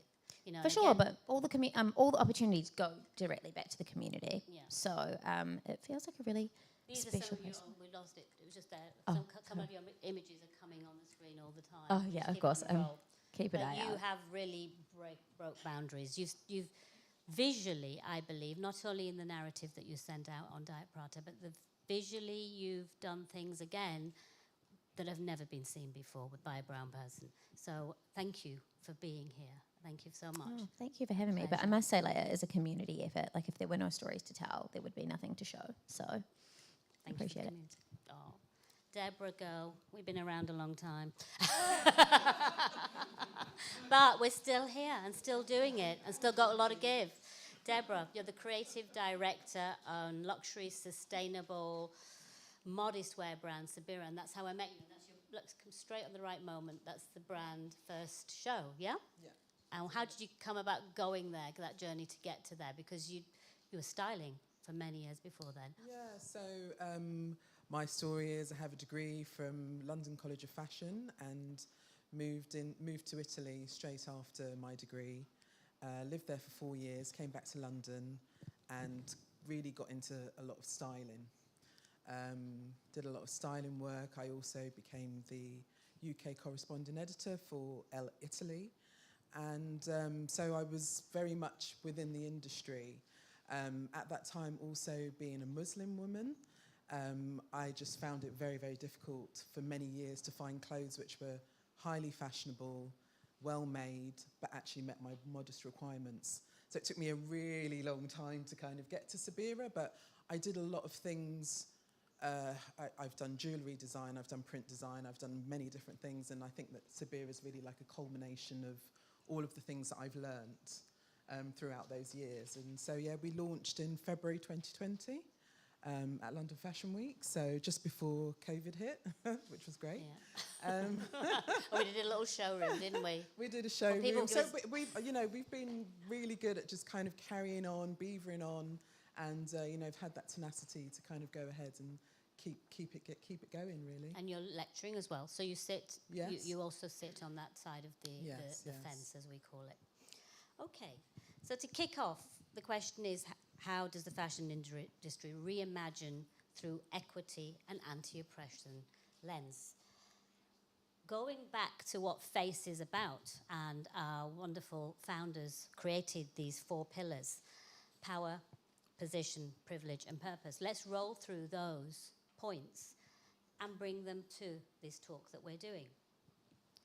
Equity and the current standing within the fashion industry. It's an open floor here, but a lot of you work within agencies, a lot of you work with clients. You've all mentioned that. Let's talk about collaborations and partnerships. How do you feel, and I'll pose this to you too, Anita, if you like, just put you on the spot. How do you feel, what is the current real value of the minoritized creative within this industry at present? Like, do you think we're paid fairly? Is that the question? Yeah, well, maybe let's talk about money. Yeah, because we talked about money, didn't we, earlier?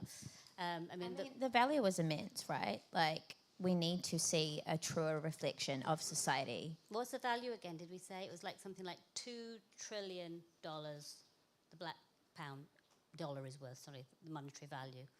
Oh, well, I mean, absolutely. Like, the power in minorities is crazy, and the amount of brands that are not speaking directly to oppressed people is absolutely crazy. I mean, I can't speak to the black pound, but I've seen, like, the result. What did you say it was? Like, something trillion? Yeah, 2 trillion. 2 trillion that the That's black a lot pound of is zeros. like. So, like, everyone knows what the black pound is. Yeah. Everyone knows what the black pound is, right? Pardon? Like, I was just saying, Yes. everyone knows what it is. But I just think, just back to what I was saying earlier, with the South Asian demographic being the second largest in this country, and nobody specifically speaking to South Asian people in a way that resonates with the culture, that is a massive, market that is being missed. And so I feel like there is, similarly to the black pound, there is extreme value in it. It's just who is actually doing it. Yeah. Excuse me. And you've had reports on this as well, Daniel. You've worked on reports with your collaborating companies when you've dissected their value, and you help them, don't you, to reach. I mean, let's talk about the positives. There are companies that want to reach to that value. Yeah, I mean, I guess for me, yes, there's a consumer, but I typically like to look behind the scenes and actually consider who are the people in positions, not just of power, but actually executing the work. And I think that we are creating more equity, generally speaking. Are we there yet? No, because we're kind of only in some ways 3 years into this journey since 2020, when the conversation erupted around ethnicity, but also just marginalized identities in general. And so I think that we've got a long way for us to all feel as if we've got an equal piece or share of the pie in so many ways. So for us, with what we do at Fashion Minority Report, we do try to work with companies to bring in mentees in different ways, so actually they get to have, I hate the saying a seat at the table because it's rubbish, but like to actually be in those offices. You know, when I joined Burberry at 19, you know, and I was skipping around in a bow tie and skinny jeans, like some weird Bojangles character. But you know, I was one of the youngest people there at 19 for a long time, and I was probably one of the blackest people there for a long time. But you know, I wasn't necessarily given equity whilst I worked at Burberry. So actually now, by bringing in our mentees into different companies such as ASOS or Fred Perry or Farfetch, it's great because they're now getting to be in the rooms and helping to make decisions, and they're now getting full-time jobs because of part of what we do, but also because they're just generally awesome and they should have the opportunity to have equity. Thank you. Thank you for all your hard work on that. It's just right, isn't it? Power, though, together, this level, what you're creating, Daniel, is going to be the future, hopefully. But at the top, where we are now, let's be controversial, I know we've all got lots to say about this subject. We all talked about Pharrell in this show, and we talked about, and we can all take this subject further if you like, but where does he stand? How do you feel he stands, Deborah, at Louis Vuitton? He comes out, he's creative director, but the team that stands controlling him almost, and I'm talking his monetary value, his execution. I've just come back from Paris, French. It's a French family. So, I mean, when Pharrell got the appointment at Louis Vuitton, I have to say, this might sound controversial, but I was a little bit disappointed initially because I felt that it would have been great to have acknowledged other people who were minorities. Female as well would have been amazing. Yep. We have not seen that yet. And so, but I do think actually, I completely understand why he was chosen, and I think he did an amazing job. But it was incredibly disappointing when you did see the team that followed him out on the catwalk. And that was the first thing, I mean, obviously, I'm going to be looking at that. And that was the first thing I was just kind of like, where are we? You know, and that was really disappointing because I would have hoped and felt that, you know, because I do think that Virgil had a lot more. Yes. Yeah. But I would have hoped that, you know, he would have felt the need to continue. You know, to continue that and bring some more on board. I think the power when you go into those huge houses and sit in Kering and LVMH and so forth, you don't see one person. I don't see one person when I go there at all. But he has immense power there. Yeah. I mean, look at who he brought to the table. Look who he brought to the front row. Absolutely. It would be amazing to see him doing that with his teams as well. Or maybe he has them in other sections. I don't know. But what we saw, for me, I was disappointed with that. But it comes from top down. You know, it comes from the owners down. Do you think so, though, with regards to him bringing on board his team? I would have thought that he would have had some power there. I don't think he bring in a team because he doesn't... Oh, thanks. I don't feel like he's going to bring in a team because he's not exactly developed a luxury fashion house before, so he's not going to have a team to bring in. The bigger problem for me with Pharrell's appointment in general is that actually, and this will sound incredibly controversial, but why does it always need to be a black man that's brought into the houses? There are other ethnic minority groups who are being overlooked to step into those positions, whether you're Asian, you know, obviously there are varying identities within the Asian community, but it's like there are so many different people that could step into that role. And I think, again, looking at gender, that was a big thing. Like, put Grace Wales Bonner into that position, she'll kill it. But like putting Pharrell, he's there because of hype and hit. And what he did fine, I'll take my hat off to an extent, but don't really care. Like, it's going to last a couple of years, and then hopefully somebody else will come in and do a better job. But also there's just this high turnover and frequency in our industry of creative directors. We saw what happened at Bally. We've seen what happened at Ander Millermeister. You know, all of these people have been kicked out. I think the bigger question is, how does it affect the talent that we're putting into higher education, encouraging to come and study at these institutions, especially international students who pay a much higher rate? Actually, what does it show to you about what success can look like? That you've got to be a hype or a hitman to actually be the person that gets the job. You've got to be that person there. If not, then actually, where are you going to end up? There aren't enough jobs as it stands within the fashion industry for the amount of students that we churn out. Yes. And actually, we're waving flags and saying, come here and study because we're awesome. That's great. But actually, well, where are they going to take themselves? And where does it take them when they become disheartened by the industry? Especially when we layer on top of that the marginalized backgrounds that people come from and lower socioeconomic backgrounds.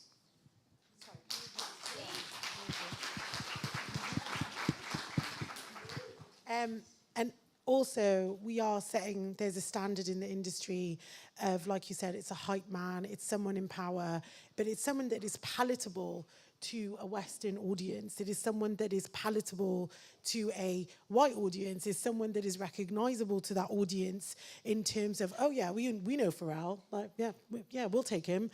And it's that tokenism that is attached to him, but also attached to us. And I go back, I'm sorry, I've gone back to you skipping around Burberry in a in a bow tie. But that idea, I was there a lot, you know, a while back, way before, you know, in terms of in those spaces with people like Ralph Lauren and people, you know, all these kind of big designer names, and you're grateful to be there. And I felt that I was so happy to be in this space. I was like blessed. I was privileged to be in that space. Whereas everyone else around me did not feel that level of gratitude being there, which comes back to the value we give ourselves as global majority and the value we give ourselves in other regions of the world. And we devalue ourselves and therefore allow the industry to devalue us and allow the industry to treat us inequitably. You know, when I go back to my collective members in North Africa, or even my students, I've taught in Egypt and Algeria, and, you know, they automatically come up to me and ask me, oh, what are you wearing? Is that Vivienne Westwood? Is that, you know? And I'm like, no, it's a local brand. But because they don't give value to themselves and they undersell themselves, and it's almost become an expected part of our industry that, well, you know, they should be grateful to be here. So we need to start, again, from education, explain to them their value is not just tokenism and their value is not just within their cultural context. It is beyond that. And then the industry can give them value when you give yourself value. Yeah. That's actually something that I struggle with a lot. When it comes to brands, like it's like I was saying before, when it comes to these kind of stereotypical tropes, the food, the clothing, the monuments, the music, the sounds, the colours, it's almost like our worth is so tied to that. It's tied to being topically relevant, or it's tied to being, you know, these stereotypes that are placed upon us. And I've just, actually I'm going to reframe this in case I get sued again, but Most of us have been sued here. No, but it is really hard to fight those battles at the top. And I think the way it needs to be shifted is, I mean, I think like the way anything needs to be shifted is like more top heavy down, right? But we can't reach those levels. That's the issue. I think like with Pharrell, yes, he is a black man in fashion at the head of a house producing a collection with a white filter, because obviously everything does have to get passed, you know, through. Yeah, absolutely. Through the I top. like that with a white filter. I think as much as we look at it for the negatives, there's also a lot of positives, I think, with Pharrell's appointment. And although coming, like me, as I am an artist myself, I really do value the work that artists put in to get to where they need to be. And I do value education as well. However, I do think that, you know, he is, even though he is not, you know, coming from a fashion background, I think his appointment was quite important and quite necessary. And I think also to fill the shoes of someone as big as Virgil, who had the message of love throughout everything, which I think is it's a very simple message in everything that they do and everything, and even the people they brought in. I think, it would have been so nice to see people, definitely see more color in the team that he brought out at the end. But I do think it's a step-by-step process, and dealing with big brands and dealing with these old structures that have been around for so long, and people that have been, in the industry for so long, and all of them being white, I think we're getting there. Definitely we want to be there faster, but I think we're definitely, on the way to I have. think we are getting a position that I've never seen before, and I never saw it at all, back in the early 90s at all. But when I go now, there's people like yourselves I've never saw that before, ever. Exactly. And in numbers, which is great. I think the position needs to be there, but I think we're covering position because that was our second P, and we've covered it through power. And this sits so finely together, power and position, because once you've got that power and you recognize your own power, like Nada says, the position's open. You've got teams. Tomorrow we're working on a team together. And, you've created that team. I don't think there's one white person in our team, is there? Maybe a couple, yeah. But I mean, naturally that happens all the time. Yeah, that's natural. I'm not opposed to that, to be completely honest. One thing that I also struggle with in my business is giving. Okay, so I started Diet Prata. When the opportunities come in, I want to give them to South Asian people. Yeah. But sometimes people, nobody should be getting a role based on their race, right? If we are talking about equality, and if you want a certain level of output, I've kind of shot myself in the foot, for lack of a better term, in trying to find specifically South Asian people to give opportunities to who aren't necessarily ready to receive the opportunity. And that just comes with, I saw you nodding your head, but I think that is a bit of a struggle that comes with trying to rebalance the landscape. But I guess that's where mentoring comes in, how we can kind of, start to... Yeah, sorry. And also, that brings back that cultural, tokenism role, in that you kind of feel obligated to take up this very specific niche kind of role. And when you don't take up anything that associates with your culture or your background or your locality or any of this, there's this weight on you that, like you said, when you're hiring people, you feel obliged to hire certain people. And it's not about that. Not everyone that's South Asian, like you said, wants to embrace the mangoes and the chilies, and that's okay. Not everyone that's North African wants to wear a galabiya or that's the thing. And we get students sometimes that fall in this really weird position for them, in that they don't want to do anything to do with their culture, yet they feel the only way they're going to succeed in that tiny little space that is carved for them is referencing their culture. And that is what then decolonizing is about, is that how do we embrace both worlds, and how do we create that unity and allyship? And it's not then just this race separate to this race to this race, it's all of it, that unity, and recreating it. I think it's really important, actually. So with my brand Sabira, it's really important to me that actually when I'm looking for talent for any of the projects that I do, that I'm literally just looking for the talent. I'm really only interested in whether the person is going to be able to deliver, and whether they can deliver it properly, and whether they have the creativity that I'm looking for, irrespective of what colour you might be. There are certain things, there are certain areas where maybe you will be more inclined to choose somebody who's of colour, especially to do maybe models' hair and stuff like that. That's a whole discussion in itself.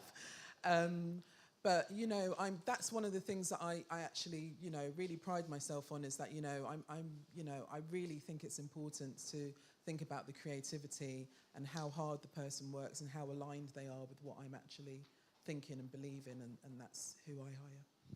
These positions that once we have the power, I think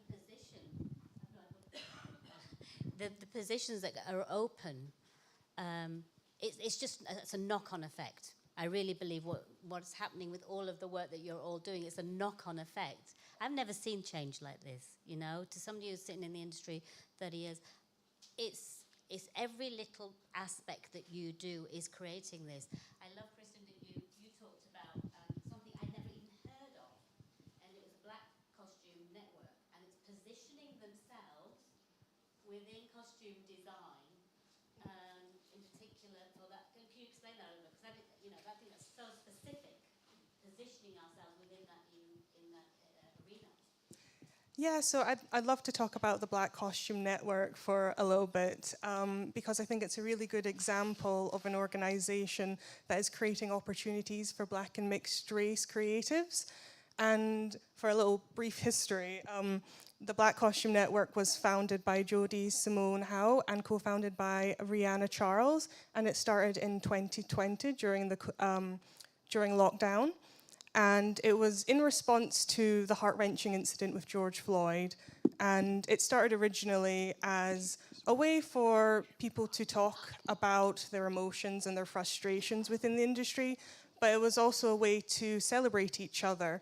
And now the goals of the Black Costume Network are really to uplift Black and mixed race costume professionals by creating supportive and safe workspaces, as well as creating more job opportunities. For instance, how I became a member of the Black costume community was on my very first production. Someone got me in contact with a costume designer called Carol Fraser, and I can't stress how helpful and supportive she was at the very, very start of my career in mentoring me to a certain degree, and just opening the doors and introducing me to the network. And how the Black Costume Network sort of communicates with each other is through a group chat where we all celebrate each other and ask questions. This typically happens through, someone would, a show will come out that someone's worked on, and we'll all congratulate them and give them their flowers. And it's really important to have a space that's people who are starting their career can easily approach people who have more experience and be able to confidently and at ease ask questions. Is this okay? Is this normal? And stuff like that. So yeah, I think once you've got that power, when you've got that positioning, the privilege of being able to open it to others. And again, all of you, Anita, Daniel, all of you, every single one of you, it's that mentoring. Like, we come back to that, we come back to education. Mentoring is the key, as much as we can do as a stepping stone between academia and the real world, as we call it, for free-falling. Anis, your mentoring project, it's not just a project, it's a real business. It's been going now for about 3 years, is it?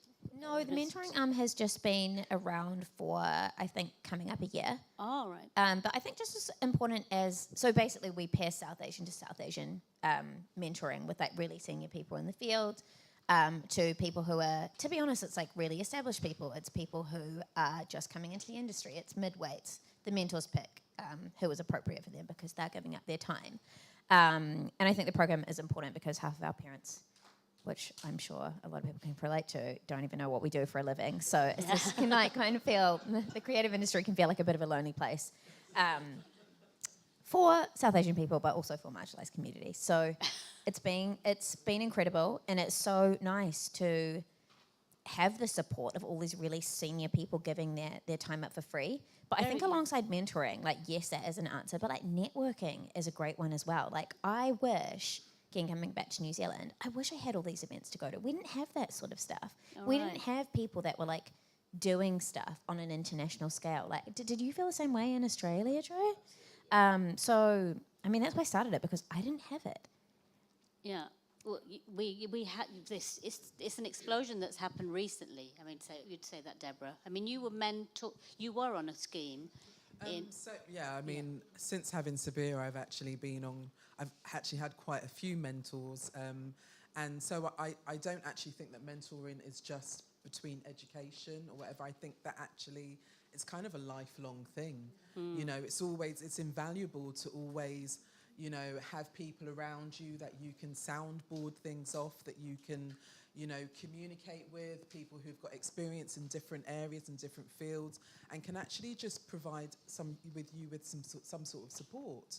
And I've really taken advantage of these opportunities. So I'm part of Kenya Hunt's room, so that's why I put up the L piece, which was there, which was kind of like, you know, because I felt that going to, and David's part of that as well. And when I went to the first in real life event that we went to, I said, this is the first time that I have felt so much love. You know, I've been in this industry for years, and I have never felt that kind of community before, and it really touched me. Yeah. And I completely understood that there's something that had been missing from my career, from my life. Yeah. And I didn't even know it. Absolutely. I think that's what we in this room who are members of FACE felt as soon as we got online, no? That love that we had, and that just that sharing of voice that we had never, ever experienced before. So and it is you community. realise there's so many people who are like going through the same things as you, and it's like, oh my God, I've been suffering. Yeah, like yeah, like the last summit we had, it was a really humbling experience, but also it's that feeling of belonging. You just feel like a warm hug. That's the best way to put it. But it was seeing people you'd been talking to on such an intimate, kind of deep level in person, and like giving them that hug. And I it brought tears to my eyes. It really did. As cheesy as that sounds, but it's that belonging. It's that having your tribe and your people and being in that safe space. I think I agree with you. Yeah. I think that lonely place that Anita talked about in our industry, and generally in fashion, it is a lonely place because people, you work in fashion, what do you do? And it's really hard to explain when you're running around the world on your own, and we've all done this with our bags and collections and representing. How do you explain that? It's really, I remember I found it really hard in the early 90s, telling Asian families when I went home back to Bradford, what do you do? And I'm like, obviously, you're a loser, you're not a doctor, you're not a dentist. What is it you do? And then and they dress up. And then this woman, I work with this woman called Vivienne Westwood, and she pops up on the screen. It's like, oh my God, she swears on TV. Oh my God. So yeah, your parents are also. You work for somebody that swears on TV, yeah. But it's a lonely place. And then when you then get together in these networkings to realise, you're not the only one. You're not the only, firstly, brown, black, coloured person in the room, person of colour in the room. But you are then in this industry, which is very specific, very niche. So this privilege of networking, this privilege of mentoring that you've all brought forward is our P at FACE. And out of that, I believe, comes our last P, which is our purpose. The purpose of FACE, the purpose of being together here today. And you got that purpose, I think. I'm going to say that, Nada, because what you've done is really stuck your neck out with the Fashion Liberation Collective. You really have brought together a purposeful place that didn't exist before. Can I just... Thanks, that's giving me a lot of credit. I think it's, purpose. I started this collective out of a necessity when I was trying to, amplify a region's voice, that region of North Africa and beyond, being Egyptian and having Turkish blood, Sudanese blood as well. It put me in a weird position in that we constantly get asked, like, what are you? Just like, you're Arab, you're African. I'm like, what? It usually comes back to, no, just Egyptian. Like, there's no, like, it's not that deep. But it came out of that. And the purpose was, we need to represent ourselves. And I agree with you on someone here said about that rubbish about we need a seat at the table. No, we need our own table, a bigger table, a more powerful table, because the Western canon and table have been taking inspiration from us as an industry, using our symbology, using our textiles, our weaving techniques. The list goes on and on and on. And then being in those spaces in a Western context, working for couture designers, working for any kind of market, and seeing pictures plastered on the wall from Egypt and from Algeria and from Palestine and from, and from Kenya and Ghana and Nigeria, and having no context with what they were, was the purpose that I created the collective to make a change that is visible and to have credit given where it's owed, basically. Yeah.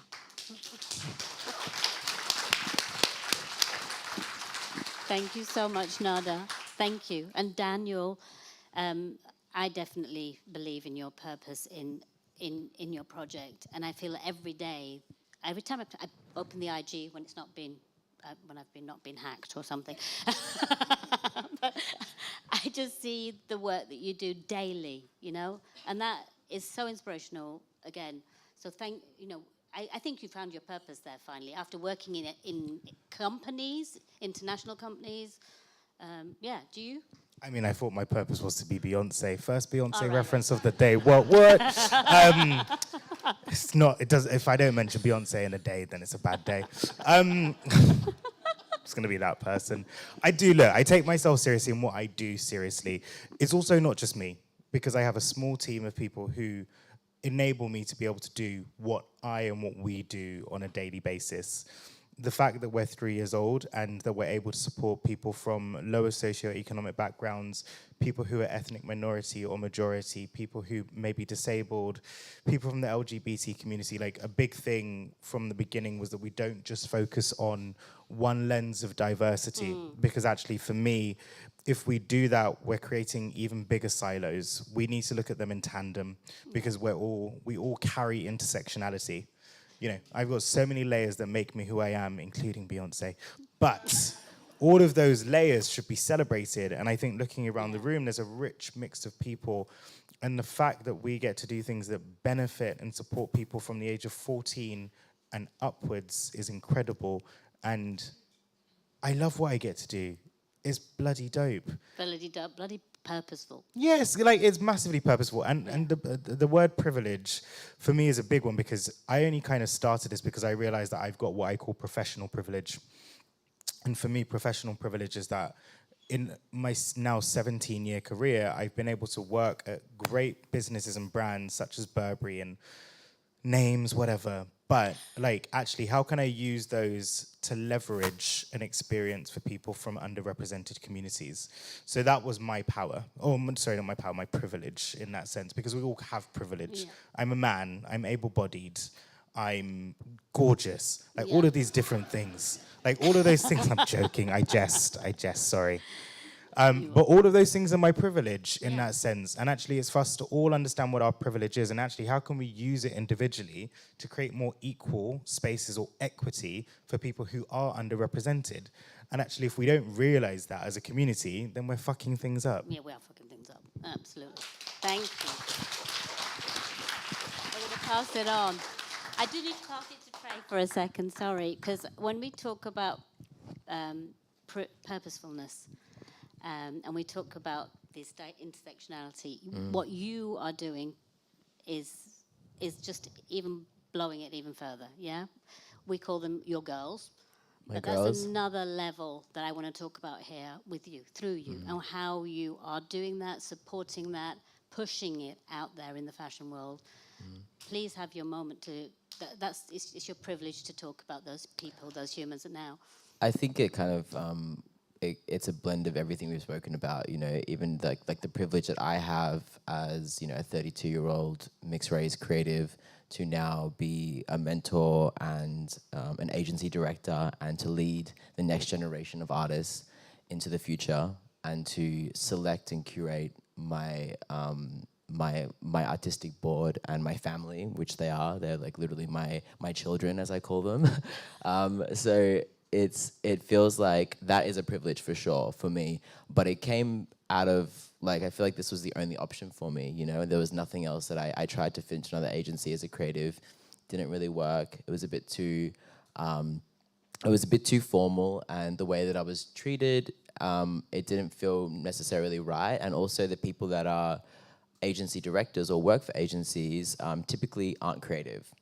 And I don't think moving it's a money forward, game. yeah, it's a money game. Like, they're business minded. You know, you are a product, and you go out there and you work, and you produce a product. So you take an image or you style an image, and then they make money off that. And for me, it's not like the creatives that I work with do it, whether there was money in it or not. And that's why I started. That's why I keep doing what I do, is because I just love it. Like, I absolutely love it. And we, even to this day, we still work for free, and we still, this is just how it is. You know what I mean? If you love what you do, you have to be prepared to do it for the rest of your life. And it's not always about the paycheck. And I think that's why I created my agency, and that's why I curated the board that I curated. And it's got a real mix in there. I think the language that the narrative that comes out of your work, though, is going to be definitely paid for, because what you're doing now is groundbreaking. Yeah, definitely. And Kristin, a privilege that you're here, because it shows to us, and this is what I really wanted to talk about, is you took your degree in fashion and textiles, but your industry, it shows students here the direction can be very different, can't it? Yeah. Than you initially expected. Yeah, definitely. I feel like there's this idea in life that we're supposed to have this one purpose, this one career, but in fact there's many things that inspire us. Like, we have purposes, and we're multi-talented. So And the application. Yeah. You applied yourself to a completely different route. Yes, definitely. But I do feel quite privileged that I was able to get these opportunities that wouldn't necessarily be, and I know you're saying, like, we shouldn't feel privileged just for having, like, opportunities that other people have, which is, unfortunately the way sometimes you feel. And gratitude. Yeah, I'm really grateful for this network that I'm a part of, because I genuinely don't think I would have been able to get into the film industry, because I wasn't someone who knew anyone in the industry. I wasn't someone who had family in the industry. I didn't study costume. So those doors wouldn't naturally open for me. And through these organizations that want to spotlight diverse talents, you're able to get your foot in the door. And in fact, they've got such a good reputation at this point that productions come to us to offer us jobs, to advertise jobs to us. And in response, the network gives a statement saying, we expect our members to be in safe, supported environments, working environments for diverse talent. Fantastic. Which is amazing. Which is amazing, and it's a great, they're privileged. And we're privileged to see you, because you take the baton on for us. And I think for a lot of inspiring students out there, you help them think that a different direction is open to them. Mm-hmm. You worked in movies. The privilege of being where you are now, Deborah. Privilege of being where I am. Well, you started lecturing as well. Yeah, I've started lecturing. I think the privilege is that I completely agree with you that, my career has taken it's always been fashion related, it's always been creative. But one thing that I learnt when I went to Italy was that as a creative person, you do not have to stick to one route at all. And actually, your life will be so much more enjoyable if you do delve into many different areas and different things. And just take on opportunities. If somebody offers you something, if you don't know how to do it, figure out how to do it and get it done. I was literally, offered this job with Italian Elle over a coffee. And I thought, shit, I haven't written since my A-levels. Yes, of course I'll do it. I'd love to do it. And I came back to London and I did a short course at London College of Communication, and voila, I was a journalist. It's crazy. And literally... Take the opportunity.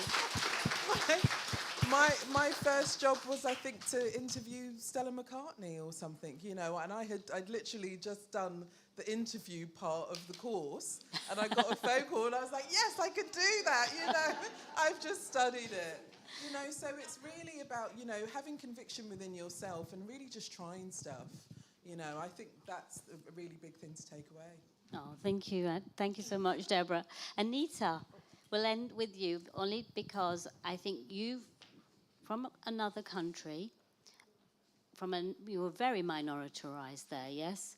Kind of. I mean, I reap a lot of different privileges as well. And like one of those, I mean, I got very senior in advertising. Do you know what I mean? So when it came to starting Diet Prata and trying to, I guess, commercialize that, my privilege came from other really senior brown people offering me lots of opportunities. Like I remember the Days 100 had just like, it was the last application day, or I can't even remember what it was, but I remember somebody at Days, an Indian person, was like, you need to put Anita in that. And it was just like those small things. Like someone was like, we need to write an article about you. So these people, South Asian people, were understanding the importance of Diet Prata as a cultural contributor.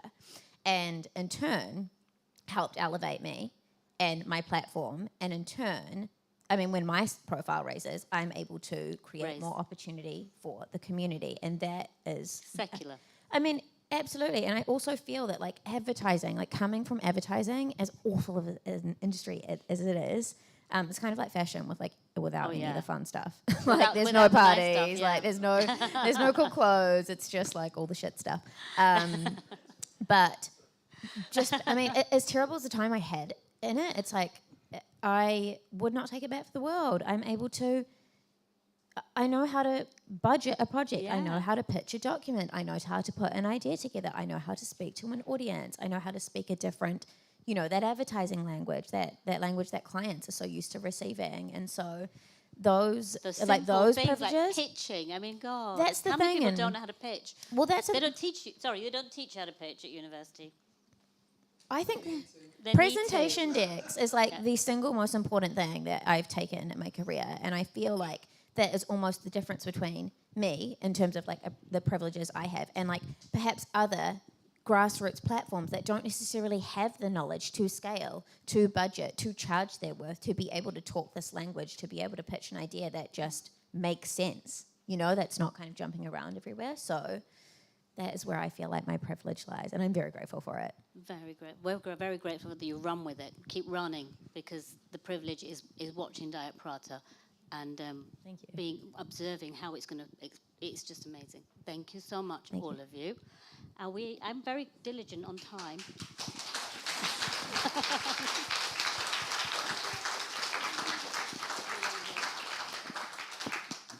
Thank you very much, Davina. Sorry, Atia. Thank you, honey. Yes, and thank you very much to our audience. What we would like to do while you're in place is just get a few audience pictures, please. Eleanor, if you wouldn't mind just coming up and taking a few. And hopefully everyone's okay with that. The last summit that we did in October, we didn't document any of it. So we have 10 minutes now. We actually have a little bit longer than that, because you did bring it in punctually, yes. 4 questions, and obviously back to our panel. While Andrew goes up and sets the music, directly afterwards, we just go straight out into a slightly warmer room, you'll be pleased to hear. Because I don't know about you, I haven't got enough clothing on in here. So it's lovely and warm out there, and there's refreshments. But I just want to pick up on a couple of things that I was hearing from the panel. We don't or won't take on the cultural burden of performing our culture. And we are looking for talent before race identity. And we use our position to amplify and to lift up others. And that's the joy of the conversation that we've had, as more and more diverse creatives are able to educate and operate in a space of cultural competency. And that's one of the things that came back from the first phase study we did with students. 800 students responded to it. You can download it from the FACE website. But white students said that they recognized that they weren't getting the cultural competency when they looked around and saw that they didn't have a variety of academics, and they didn't have black and brown conversation around culture. And of course, students of colour said that they felt unsupported in having to educate the room about issues that weren't being brought up by white academics. And it's something that Davina said, and at Davina's panel, Sharon actually said it straight away. It's easy, just employ more black and brown academics.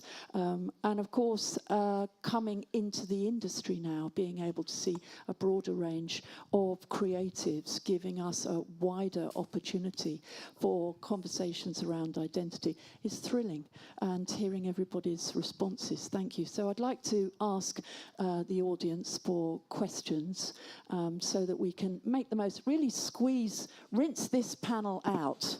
Really squeeze the most you can out of them, because it's not often that you get professionals all together in a room with such varied experience. And here they are, just waiting to answer your question. Imagine if you were actually trying to get that question answered and you were on Instagram trying to just poke that person and say, could you please answer my question, or could you please see my email? And here you are with this incredible opportunity. So I'd just like to see hands shoot up. I've got my eyes closed, and I'm, oh, great, lady in turquoise, thank you.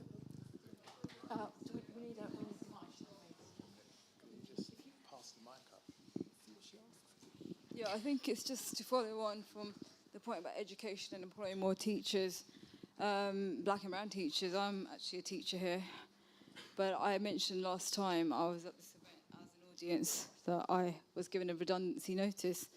So my redundancy is actually in place literally 2 weeks' time now. And the organisation that I worked for was an anti-racist organisation called Shades of Noir, which has been literally kicked out of this university in the past few months, alongside the director of it, Aisha Richards. I mean, it's a very controversial topic, you know, so this is where it's at. It's not like it's a brand new conversation, you know, so just to kind of touch on that, the reality of what you're talking about, you know, I've renamed this college actually called Crime Watch, to be honest with you. I mean, I've been teaching the past since 2018 and dealing with... Yeah, of course I did. But I'm talking about a black lady that's been kicked. I mean, is this just a conversation just so you can look good here? Or do you really want to know?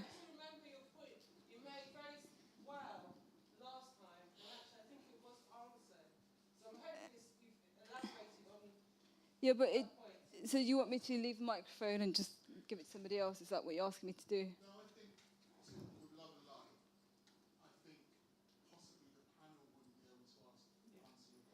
Yeah, I won't take too much more time, but I think it's important to highlight that. I don't know, do you teach here, by the way? Do you guys teach here? No. Well, I do, and I've been teaching it all year round, and trust me, you know, there's reasons why. I appreciate that, you know, but if you just want to sit here because you're in Central St Martin's in the LVMH Theatre, then I think maybe you need to have a look at that as well. I'll pass this on.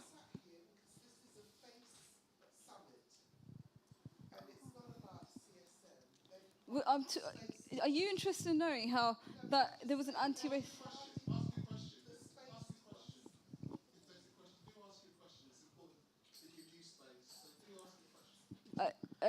I'm responding to the point to this lady here who mentioned about more academics being employed. You know, so it's a point. I mean, in response, is it a problem like posing this point, a fact about this institution? Okay, I mean, do you want to take it as a question then? Yeah, take it as a question. What, no, is it a question? Is it a question Well, or is it an observation? Look, hang on. What is this like? I mean, you know, like, it's a... Okay, what Hey, are you hi, going to say? hi, nobody's trying to silence you. The point is, we're here for a short amount of time, and we would all like to kind of converse collectively about something. If you've got a point to make that's directed at somebody specifically, take it there is what we're trying to say in terms of a forum. Right now, for the last 5 minutes of this... It's not really direct. If I could just finish for 1 second, please. Yep. If it's not a question, then it can be taken into a different space, because actually it seems quite sensitive and something that can be taken offline outside of this forum in this moment. Let me put it as a question. So what have you got to say about an anti-racist organisation that was here being kind of thrown out of the university. How would you like to respond to that?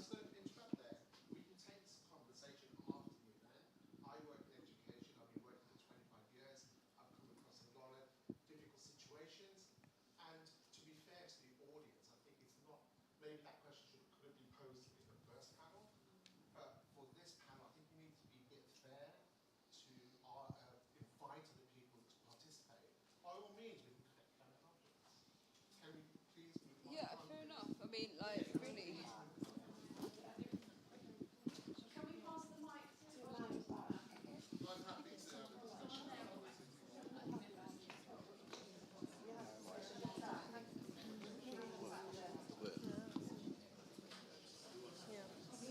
We've got one. Thank you. So the question that I have was, Sorry, guys, let's all be quiet. yeah, the question that I have is like basically directed at like the creative director position. So like just like the question that I have is like when we think about what the creative director is today, like speaking about like Pharrell's appointment, are we actually thinking about like what it was previously before like big conglomerates like LVMH took over versus what it is now? Because like if we dissect the word creative director and what that person is, like when before like conglomerates took over, it was necessary for like these visionaries to be able to visualize something and be able to make these things because the team was so small and because they had limited resources, because it's more so like family-owned businesses.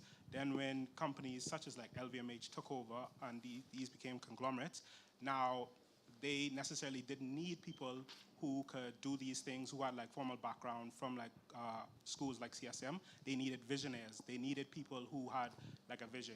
So like, with that being said, like someone such as like Pharrell's appointment, like me personally, being like a black minority from the Bahamas, I feel as though that was like the perfect appointment, like creative-wise and business-wise, because at the end of the day, like this is a business. Pharrell, what Virgil brought to LV was not necessarily what you guys thought was just hype, but community and what he brought was community and like visuals. Pharrell, LV wanted to capitalize and stick with that. The best person to hire was Pharrell, and at the end of the day, like Pharrell's isn't like what I found really like weird was to like call this situation like a hype man situation. And if we track back what like he had, Pharrell had multiple collaborations with LV, which was the accessory, the Millionaires, which was one of LV's like most like sold accessory. Virgil even brought it back, and it was still the most sold accessories. Then we think about like Human Made and Billionaire Boys, which are still relevant today.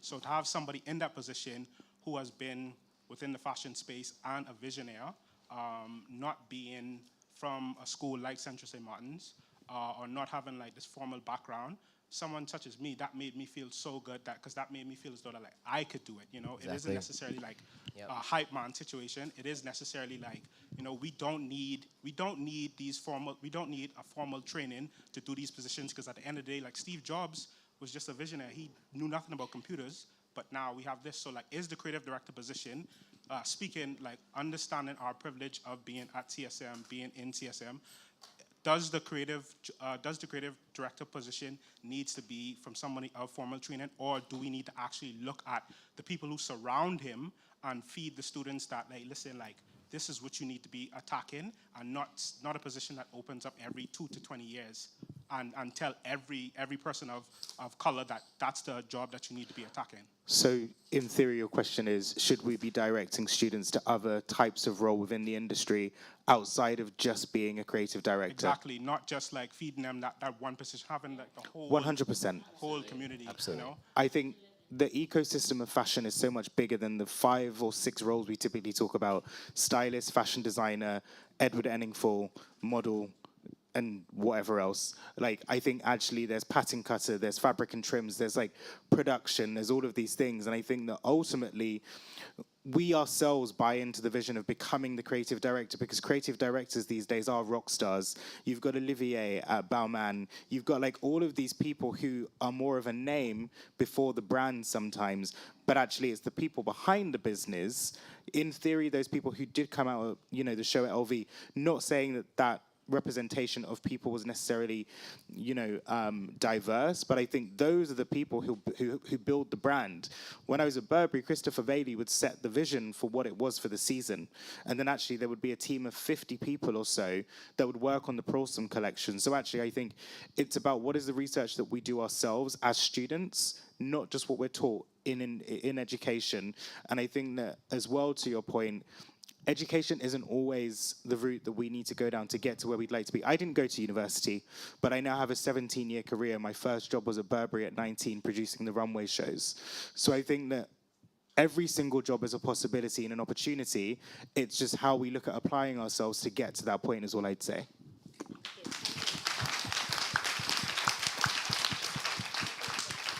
Hi there. I think it's working, yeah. My question hopefully is quite a simple one, and it's kind of to you, Deborah, if that's okay. You mentioned about trying to separate talent from race, and I thought that was really interesting, and I wanted to know, how do you do it? Well, I don't necessarily separate it. I just look at what people do and look at whether I'm interested in what they do, and you know, if it resonates with me and if it has some sort of impact on me. So I should have said recognise, actually. So, How do you recognise the talent? I don't separate at all. I mean, it's just that I'm looking for talent. That's it, full stop. You know, and because of my ecosystem, because of my connections, because I'm in this position, I will have the opportunity to, you know, employ people who look like me, because that's a lot of the people that I know look like me. But at the same time, I would not exclude somebody who doesn't look like me or who has a disability, because I understand that they've got a hell of a lot to bring to the table too. Yeah. And I think that's the point there. I think also to add upon that, when you're actually employing somebody for a campaign, campaigns have briefs. And it's not just because somebody... The worst job in the world, I've always said in the 90s, definitely was a model. I mean, you'd walk through the door and it wasn't about you at all. It wasn't about you. It was just about what the brief was. You know, there was a lot of heartache there. It's a very painful place to be. Sorry, Enzema. It wasn't about the model. It's about Sorry. It's a reflection of the times. So it's like a whole chicken and egg thing. The reflection of the times would impact and have a negative impact on how maybe the panel were making a decision. So it's all related. You can't, I think it's quite difficult to think you can sort of separate them. So yeah, of course it wasn't about the model. Of course, it's the moment, of course. Yeah. Of the attitudes of that moment. Time. The nice thing about, you said a really sweet thing the other day on the phone to me. You were talking about was it a modelling agency? Oh, yes. So one of the questions was about position and whether I feel it's changed. And I said to Asia, I said, oh my God, about a year ago, I was doing a campaign for Sabira, and the agent actually said to me when I called him up, and he was like, you know, well, do you want any white girls in your package? And I burst out laughing. I have been in fashion for so many years, and the majority of the time, like, you know, say 6 years ago, if I ever got a package, I'd be lucky if there was a black girl or a brown girl in it. So the fact that he said that to me, I just found hilarious. And I said, yeah, you know, it's really changed, hasn't it? And he said, yeah, black girls are killing it right now. Sorry, I want to add to that as well, because that's a really interesting point that you've made, you know. And I think there are some designers who have been doing it from time. They've appreciated the beauty of a black woman from time. And there are those who are hanging on, you know, to the coattails because this is what we're supposed to be doing, you know. I mean, I guess at the end of the day, it doesn't matter. More black models are being employed, which is a great thing. But I think it's very important still to differentiate between the authentic players who, you know, where it's bona fide and it's honest appreciation, or from those who for, oh, what's the time? Oh, how much longer do I have to employ another, you know? So that's very important. There is still differences Sorry, we're taking over, but I think that's really important around the debate around Pharrell. Now, I think what we're not talking enough about is LVMH and their power and their purpose as well and their privilege to. But for Pharrell, would we all take the gig? Yes, we would. Is it good that he's taking the gig? Yes, yes. So he really was a change maker. He, what he did with, NERD and everything, he did something nobody else done Yeah. before. And he is allowed to take up his space. Absolutely. Absolutely.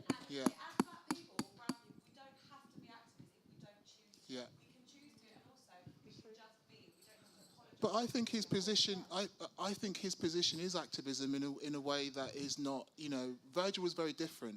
Virgil had Pyrex and he had Off-White, but I agree. I think we probably need to cut some slack for Pharrell and look at LVMH and look at what their purpose We is. totally agree. Yeah. For the I problem, don't I have, totally yeah, don't I have an don't issue have with any Pharrell. issues with Pharrell. I feel like that's my We fault. think he's No, but That's my fault. Everybody's like, Daniel doesn't like Pharrell. No, it's not that. Pharrell's awesome. Like he's incredible. Nobody's saying that he doesn't deserve to be where he is. I'm just saying that there are many other deserving talents, not just black men, is also the point I made before. Because we're talking about black identity a lot in this. And what I'm saying is that Pharrell is phenomenally talented, sure. But also, what does that say to the design student who has gone to Central St. Martin's or Westminster, or wherever it might be, and spent £40,000 to try and get into the industry? And I understand that Pharrell's got Billionaire Boys Club, so on and so forth.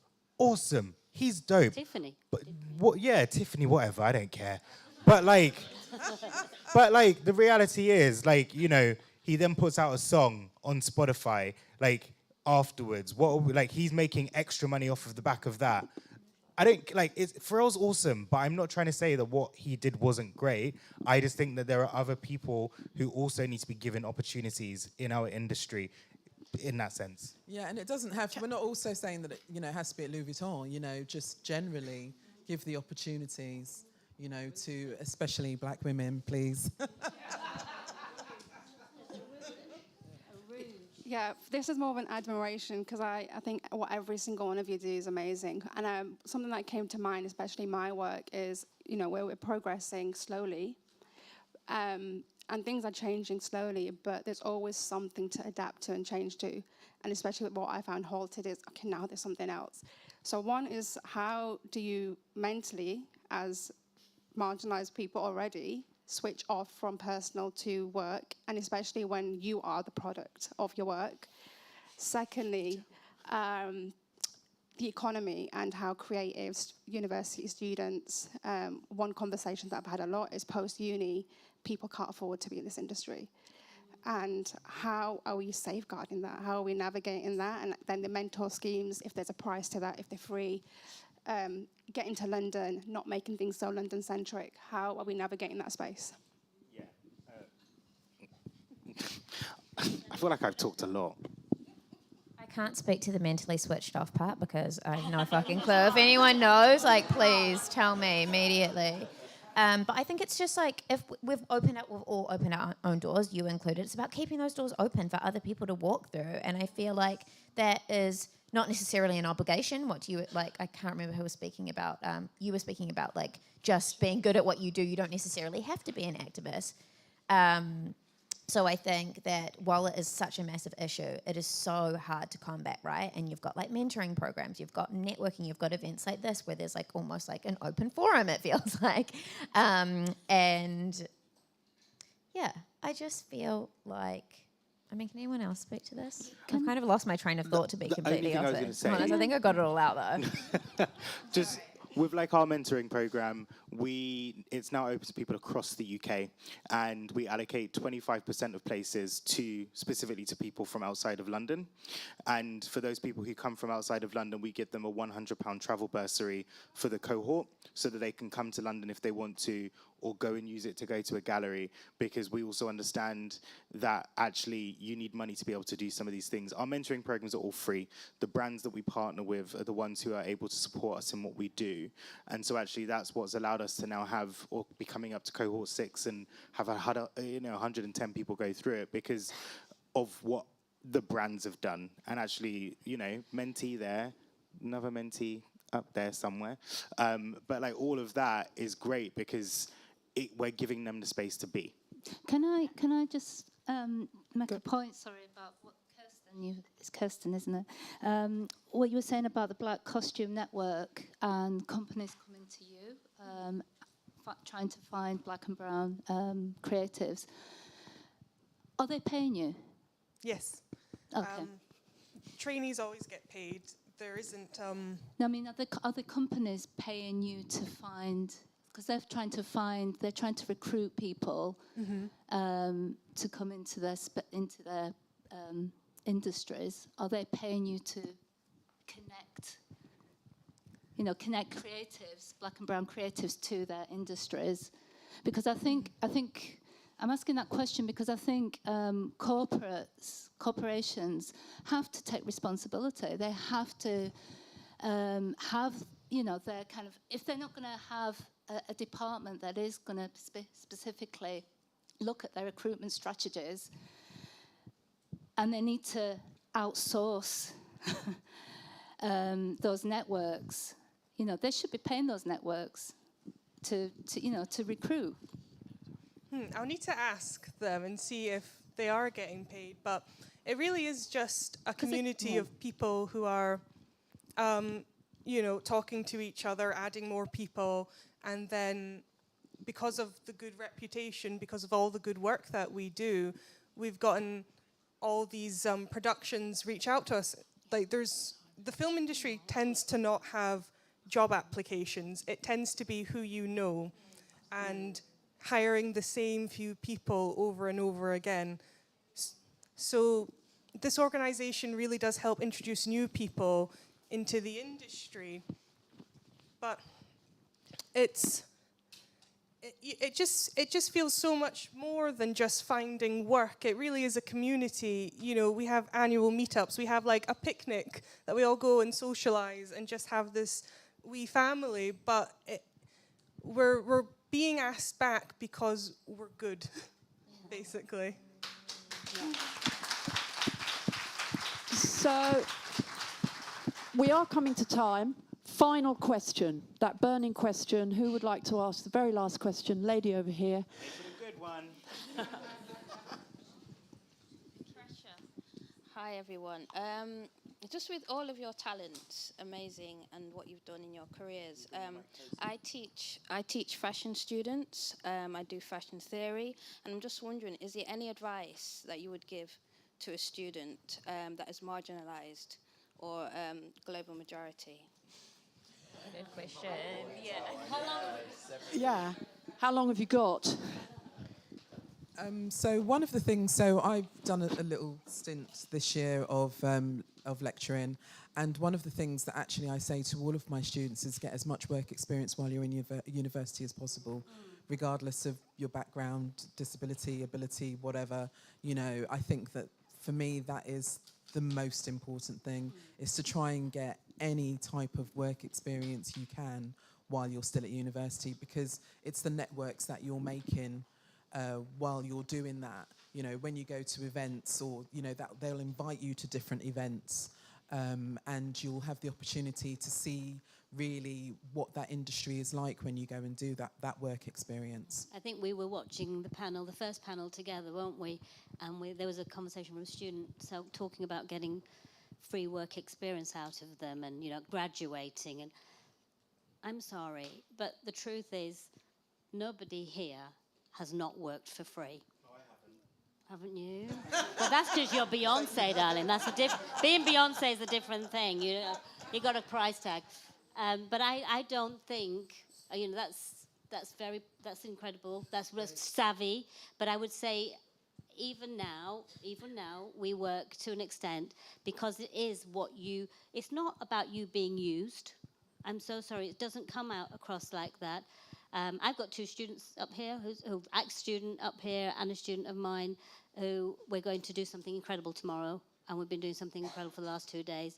Would you say, Katie, Senna, that you're gaining something from this? Yeah, we're doing a shoot with these incredible people for the next 2 days, And you didn't get that experience at university, did you? So make yourself empowered with what you learn on these experiences. Every step is important. I think that's true, but unless you've got the backing from your family and the home environment where you can do that for free, you can't do it. I come from a single parent working class family. So actually, hang on, I couldn't just go and do that for free. Like I worked 4 days on the shop floor at Selfridges and did one day with VM. Single parent family. No, it's thought not. I was a loser because I was doing fashion. But it's not. Worked every job going. Marcella, we did that. We did the Tequila Girl thing together. We did everything together to make it work. Yes. So yeah, first job at Vivienne Westwood, 3 months no pay. No, I understand that, but I think we can't just promote that you should just do. No. What I'm saying is embrace what you're learning in that experience. Sell it well. Sell it well later on. What works for you? That's the thing. Yeah. Students to thine own self be true. Yeah. And you have to know yourself, right? Daniel did not spend a day working without being paid. Did he get paid for overtime? In every answer, there is another question. So keep asking those questions yourself, right? Because the person who asked as a minoritized person, how, when, your time is now, right? Make use of the time and the resources wherever you may find them. And thank you very much for those words of wisdom. We have run to time. I'd like you to join me in thanking this amazing panel. Thank you very much to everybody. Do join us outside if there are any academics in the room who would like to interest their institution in hosting the next FACE Summit. Please make yourselves known. Thank you. We could do the backing. That was great.